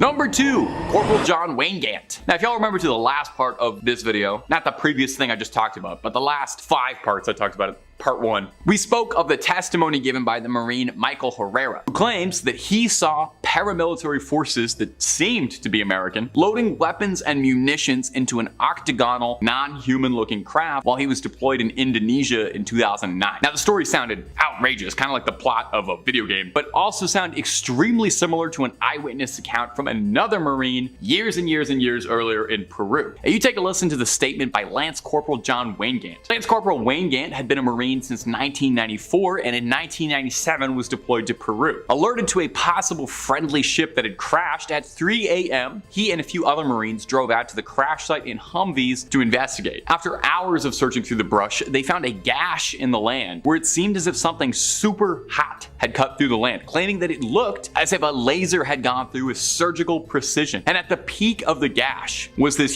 huge craft, non-human in nature, aerodynamic but organic, looking bumpy, notched, and alive, and dripping an unknown fluid. Most shockingly, he claims that inside the craft felt like he could experience something communicating with him telepathically, saying that they meant no harm and were peaceful in nature and needed assistance. Now, he claims shortly after this, helicopters and men in black military uniforms took him away and threatened him into silence, threatening his family and his livelihood if he didn't comply. Now, he sat on this story for years, only speaking out about it years after. It sounds very similar to the story presented by Herrera. Now, do you think this is fact or fiction? The video interview seems very genuine, and the story seems complicated and very detailed for a hoax. Hopefully we know the truth on this, or hey, maybe it's better not knowing. And number 1, footage from the Hudson River. And coming in at the number 1 spot today is going to be some shocking footage captured on an infrared security camera on the Hudson River on a marina. We've talked a lot about shadowy governments, secret retrieved alien crafts, decades-spanning conspiracies, psyops, cover-ups, secret organizations, and I just thought we could all need a breather, you know?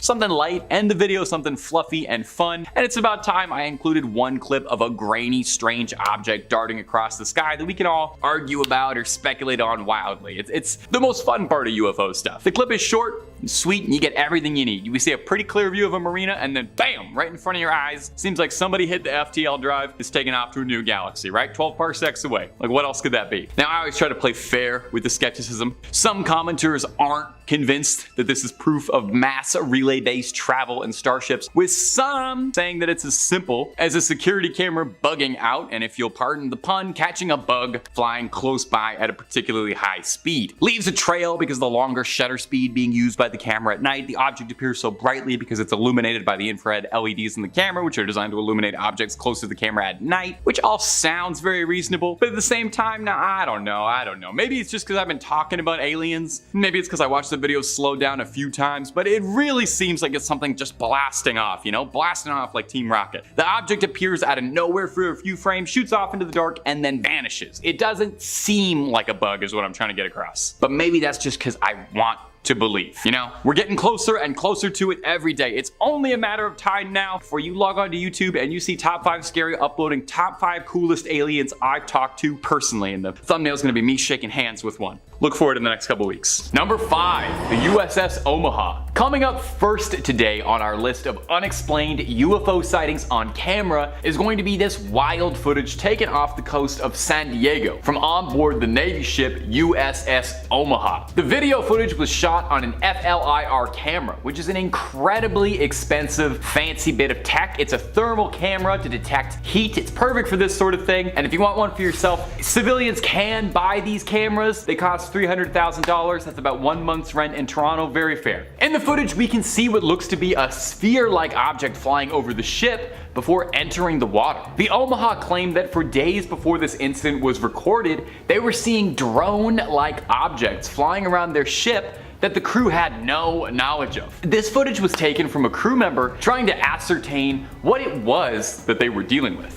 Now, there is some audio on the clip, and it's illuminating. When the object goes into the water, we hear the sailors say mark, bearing, and range, meaning that the sailors on the ship were making a note of the coordinates and location where it went in, suggesting that maybe a submarine was sent in to recover or discover whatever was going on in there. Did it even submerge in the water, or does it seem a bit too like the craft outright disappears going into the water? I wish so bad we could get some more angles on this, or a follow-up to be able to find out what this was. Until then, we just have this strange footage to go off of and what speculation we have at home. There's a wild conspiracy theory that I just found out recently, and I love, and we'll mention it a few times in this video, about a secret UFO construction facility under the water.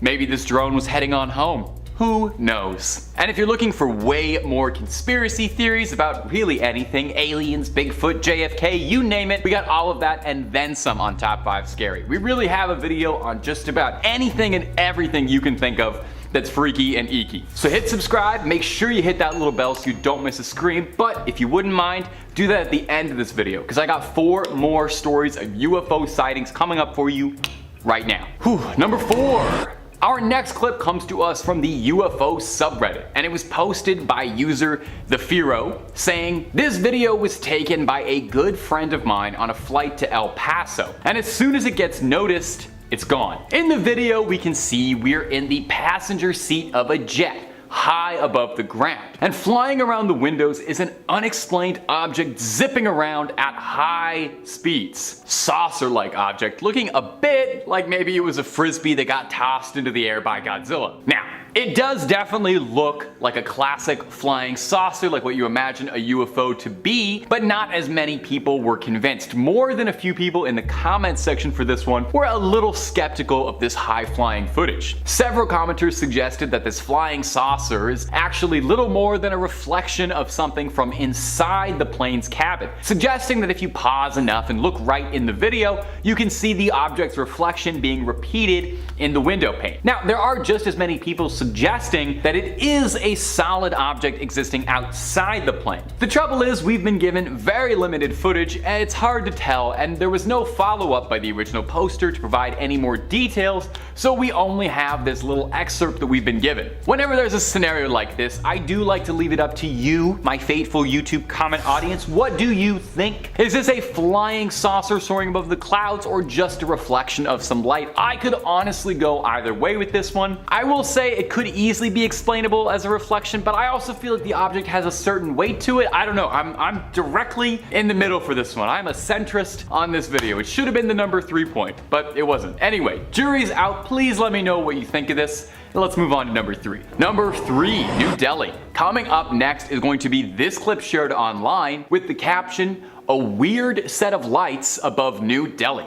Take a look-see. So in the clip, pretty clearly we can see, yeah, there's some strange lights going on in the night sky above New Delhi. There's a scattering of lights above the city's horizon. Now, immediately your first thought might be that it's drones, which is a reasonable assumption when it comes to UFO stuff. I feel like several videos that come out of little glowing lights dashing across the night sky usually end up being civilian drones. However, the original poster clarified that drones are illegal in India and aren't widespread at all for civilians. And on top of that, the area that's being filmed is said to be in the slums, where it's incredibly unlikely that anyone would have access to drones. The poster added this little bit of context with the video. I saw this today around 8 p.m. in New Delhi with a friend. It was massive. This cannot be a building, as there is no tall building in that direction, only slums with heights of about 4 to 5 floors, yet this building looked as tall as the Burj Khalifa. There was a moderate wind going on, and I thought, if it's drones, why aren't they swaying? Not to forget, drones are illegal in India and especially in New Delhi. It looked massive in the sky. I wish the camera saw what my eyes could see. It could absolutely blow me away. I've been to drone shows, but this looked nothing like it. Any idea what this could be? Also, I agree. I wish our cameras did just capture exactly what our eyes saw. It would make all this UFO stuff so much easier, and also I would finally get a nice picture of the moon to have on my phone. Now, some people in the comment section on this clip suggested that maybe it was a laser light show, but that's just speculation and nothing concrete. Well, one particularly good suggestion from a commenter that did make me laugh said that the original poster should have ran towards the lights to see what happens and investigate up close and personal, you know? Worst case, yeah, you get abducted, never see your friends, family, or home planet again, but you also would get the ride of a lifetime, and if you do survive to come back home, you get an amazing story to tell people. So live a little. Number 2, Garden Ridge. Our next offering for your entertainment, and I hope your amusement, is this short clip that was uploaded to YouTube pretty recently. UFO spotted over Garden Ridge, Texas. In this clip, we can see a somewhat strange flying object that looks a bit like a cocoon being propelled forward, or maybe even a beehive or something. The entity has no propulsion or trails behind it, which really doesn't explain how it's moving forward so fast. Some sort of anti-gravity manipulation technology that I don't understand. Is that too wild to speculate that an alien has that? Now, we've seen cocoon-like UFOs a few times doing these videos, actually. We saw them a bunch. I don't know if you remember, one of them turned out to be Mr. Peanut, but most of them are UFOs. I'd say after triangle UFOs or little light clusters, I probably see videos of little cocoon-like UFOs like this more than any other kind. So what are these cocoon-like UFOs that keep appearing, and why do they all look so similar? This lack of propulsion too is really puzzling me. Now, the original poster returned after the fact to add a little bit of clarity in the comments. He said the object was moving with the wind, not against it, so maybe it's possible it's something like a weather balloon that has been swept up in an air current. That's usually what most of these clips turn out to be. I would love to see a statistic on how many UFO sightings are actually weather balloons, because I suspect it's probably like 99%. Another commenter suggested that this could be an object heading towards Randolph Air Force Base, speculating that the UAP seen in this video could be a manned jetpack or a very tiny stealth craft of some kind, which would be pretty cool, or even some sort of new drone technology the US military is developing. Now, among other things though, the original uploader did admit and suggest that this really could just be a balloon, suggested that he thought it might be attached to a floral arrangement that somebody let go of. Hey, maybe an alien was picking up a last-minute Valentine's Day gift, or hey, maybe an alien had to apologize to someone, you know? Maybe a probing went wrong and a little flowers was the only thing that could smooth it over. I wonder if they'll keep that in the video. Number 1, the A-10 over Arizona. And coming up at our final spot today for crazy UFO footage is going to be this dramatic footage of a spherical UAP being filmed tailing an A-10 aircraft over Arizona. The footage was filmed by a mobile scope truck recorded by the DHS, that's the Department of Homeland Security. The craft caught on camera is one of unknown origins, well, obviously.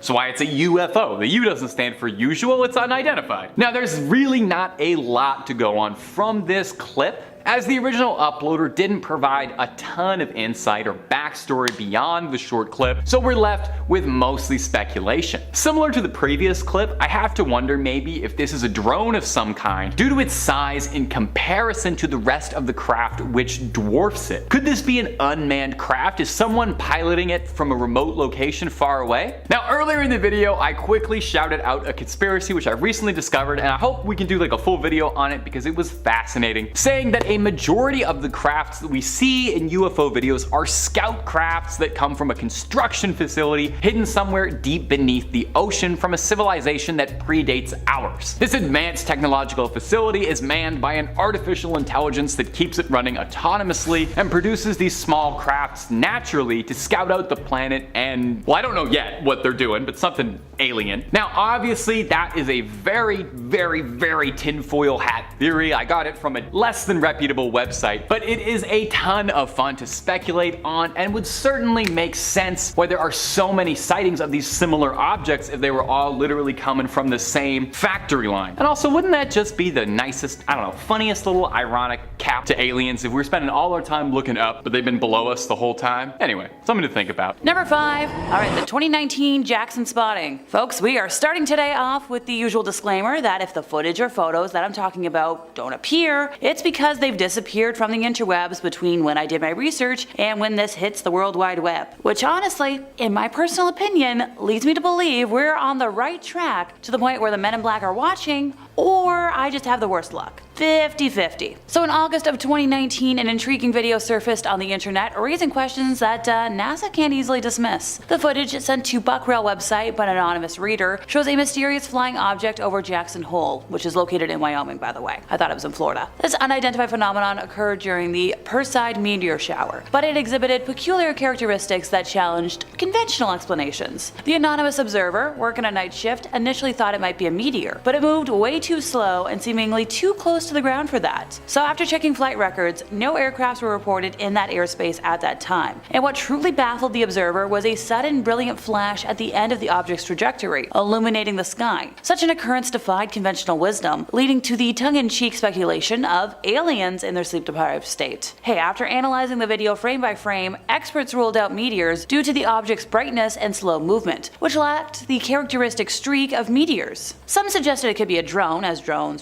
regulations require visible lights, but the unknown flash remains unexplained. Michael Brotherton, a professor of astronomy, noted that the flash might not appear as bright in reality, considering the sensitivity of webcams to low light. A former Air Force pilot proposed the theory of a single-ship fighter jet, possibly performing maneuvers with afterburners and flares. However, the absence of military training airspace in the area and the unusual time for a solo jet flight raises many doubts. In conclusion, the mystery persists, with the leading explanations being a drone or a lone fighter jet. But the peculiar flash remains unaccounted for, leaving us with our unanswered questions. Was it actually a drone pilot's curiosity, a pilot showboating, or UFOs? This footage continues to baffle experts, and yeah, it raises a lot of questions. So let me know in the comments what you think, because my brain is confounded. Number 4, the Varginha incident. The Brazil's Roswell incident, known as we're gonna call it the V case, has resurfaced, igniting intrigue and sparking rumors of potential creature footage. Back in 1996, so the year before I was born, this incident garnered global attention, featuring a UFO crash, an alleged extraterrestrial encounter, and a subsequent military cover-up, despite official government denials. This enigma remains one of Brazil's most famous UFO cases, drawing UFO tourism to the city of V. Witnesses recounted a bizarre event in that January, when a strange, cigar-shaped object crashed in,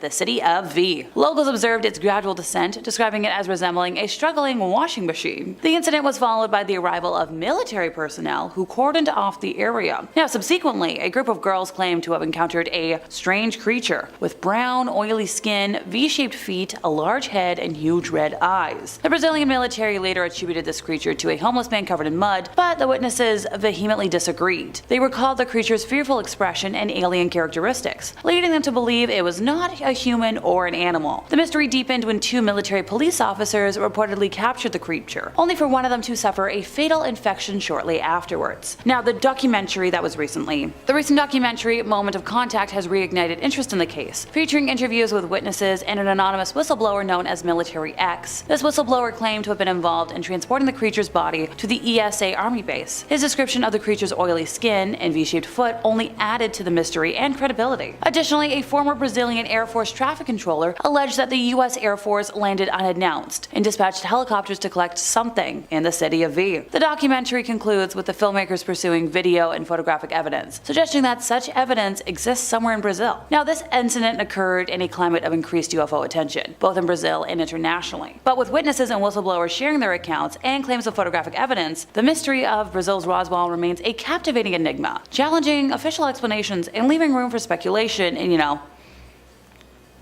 yeah. Hey NASA, any comment on this cover-up? I'm not expecting it, but it'd be nice. Number 3, Japanese-British crossover event. I swear, I know that sounds like something out of an anime, but I promise you it's very, very real. The 2011 British government release of 8,500 pages of secret UFO reports, 8,500, rekindled interest in UFO sightings and their possible connection to world crises. The reports point to a curious pattern of increased UFO sightings during times of significant events, such as natural disasters or wartime. In the aftermath of the devastating 8.9 magnitude earthquake in Japan, y'all remember that one, there had actually been numerous UFO sightings reported over the country, with video footage showing bright lights in the sky and UFOs skimming over the Pacific near the quake zones. One notable incident involved a rare air defense video from Japan showing a UFO flying near the nuclear-powered aircraft carrier USS Ronald Reagan as it arrived off Japan's coast to assist with disaster response. These sightings have sparked discussions and speculations about the connection between UFOs and global events. The British UFO files also reference American UFO researcher Dr. Joseph Allen Hynek, who served as a consultant to the American Defense Department for about 15 years. The files suggest that Hynek's studies on world disasters and their relation to increased UFO sightings were influential in the UFO community. This correlation between significant events and UFO sightings raises some questions. I know I have plenty. The release of these files has shed light on the government's long-standing secrecy regarding UFO information, with accusations that people who reported UFO sightings were often ridiculed or dismissed. Furthermore, and hold on to your butts, folks. It has been revealed that discussions about UFO phenomenon took place at the highest levels of government worldwide. Like in 1979, the House of Lords held the first full debate among lawmakers on the subject, acknowledging thousands of credible UFO sightings reported by British police, government officials, and members of the Royal Air Force. The role of the House of Lords in keeping these UFO findings secret for over 60 years has raised many questions about the transparency of government institutions. You don't say. Additionally, the British media has criticized the Ministry of Defense for labeling people who reported UFOs as nutters, while the House of Lords and even the Queen of England had knowledge of the secret UFO files. Yeah, you heard me correctly. The Queen knew about this and was just like, nah. Interestingly, the UFO files also mention the detection of 15 UFOs on radar approaching the United Kingdom on the day of September 11th. Yeah, of 2001. Remember that? Adding another layer of mystery to this phenomenon. These revelations from the British government's release of the files have ignited some discussions worldwide about the intersection of UFO sightings, major world events, and government secrecy, prompting further questions. I know I have plenty. Number 2, Gulf Breeze footage. So the Gulf Breeze UFO incident, a series of claimed UFO sightings in Gulf Breeze, Florida during 1987 to 1988 remains a puzzling chapter in the history of UFOlogy. Or is it ufology? Please let me know in the comments. At the heart of this curious tale is Ed Walters, a local contractor who reported numerous UFO encounters and provided photographs as evidence. This case drew significant attention from UFO researchers, skeptics, and the general public. In November of 1987, Ed captured attention by supplying photos of alleged UFO sightings to the Gulf Breeze Sentinel newspaper. These images, published under aliases to protect Walters' identity, showed a mysterious craft in the skies above Gulf Breeze. Now, some experts, like Bruce Maccabee, believed the photographs to be genuine. Walters' own accounts of his experiences are intriguing, yet highly controversial. He reported being immobilized by a blue beam and took Polaroid photos of the UFO hovering above his home. He claimed to have encountered the craft multiple times and even reported seeing land and aliens stepping out. He said the aliens communicated with him telepathically and presented him with a book of dog pictures, and then a blue beam of light lifted him off the ground. Hey, sounds pretty straightforward to me. These extraordinary claims were supported by some, including a polygraph test that indicated Walters believed his photos were real. UFO researcher Bud Hopkins also interviewed Walters and believed in his authenticity, citing the fact that Walters turned down a significant book deal and once again passed a polygraph test. Granted, there were some strong skeptics. Ray Stanford, a paranormal investigator, focused on the background of the photos and was convinced they were hoaxes. In addition, another UFO investigator, Philip Klass, thought the photos were inauthentic and not impressive to the public. And yes, somebody from NASA also raised some questions about the double exposure. We all know about that though. It's pretty easy to fake that. I don't think these were faked. Even within Gulf Breeze, the Gulf Breeze Sentinel's publication of the photos did lead to numerous reported sightings in the area. Locals described various UFO phenomena, including some glowing stuff, beams of light, and a craft. The Gulf Breeze case had become a significant topic of discussion in the UFO community at the time. Once again, it's going to remain shrouded in mystery and controversy. Ed's claims and the accompanying photographs kind of divided some opinions. I'm on team that it's compelling evidence. It's real. Number 1, the Arctic UAP. So the recent surge in reports of unidentified flying objects, or now known as UAPs, has brought the question of extraterrestrial life into the forefront of public consciousness once again. A recent incident involving a Chinese spy balloon over the US and subsequent unexplained aerial phenomena kind of raises some concerns and questions about what on earth is happening in our skies. So let's go back to February of this year when there was an incident that marked a series of mysterious aerial events. Let's go back to February of this year when there was a series of mysterious aerial events, which captured our attention. It all began with the massive Chinese surveillance balloon that meandered across North America. This intrusion into US airspace prompted the use of military force to bring it down, leaving many Americans in disbelief that such an event could occur. What followed were three more perplexing incidents involving unknown objects. US fighters took down these objects over various locations, including Alaska, the Yukon here in Canada, and Michigan's Lake Huron. The fact that authorities admitted to having no idea about the origin or ownership of these objects deepens the mystery. However, it's the revelation of a fifth undisclosed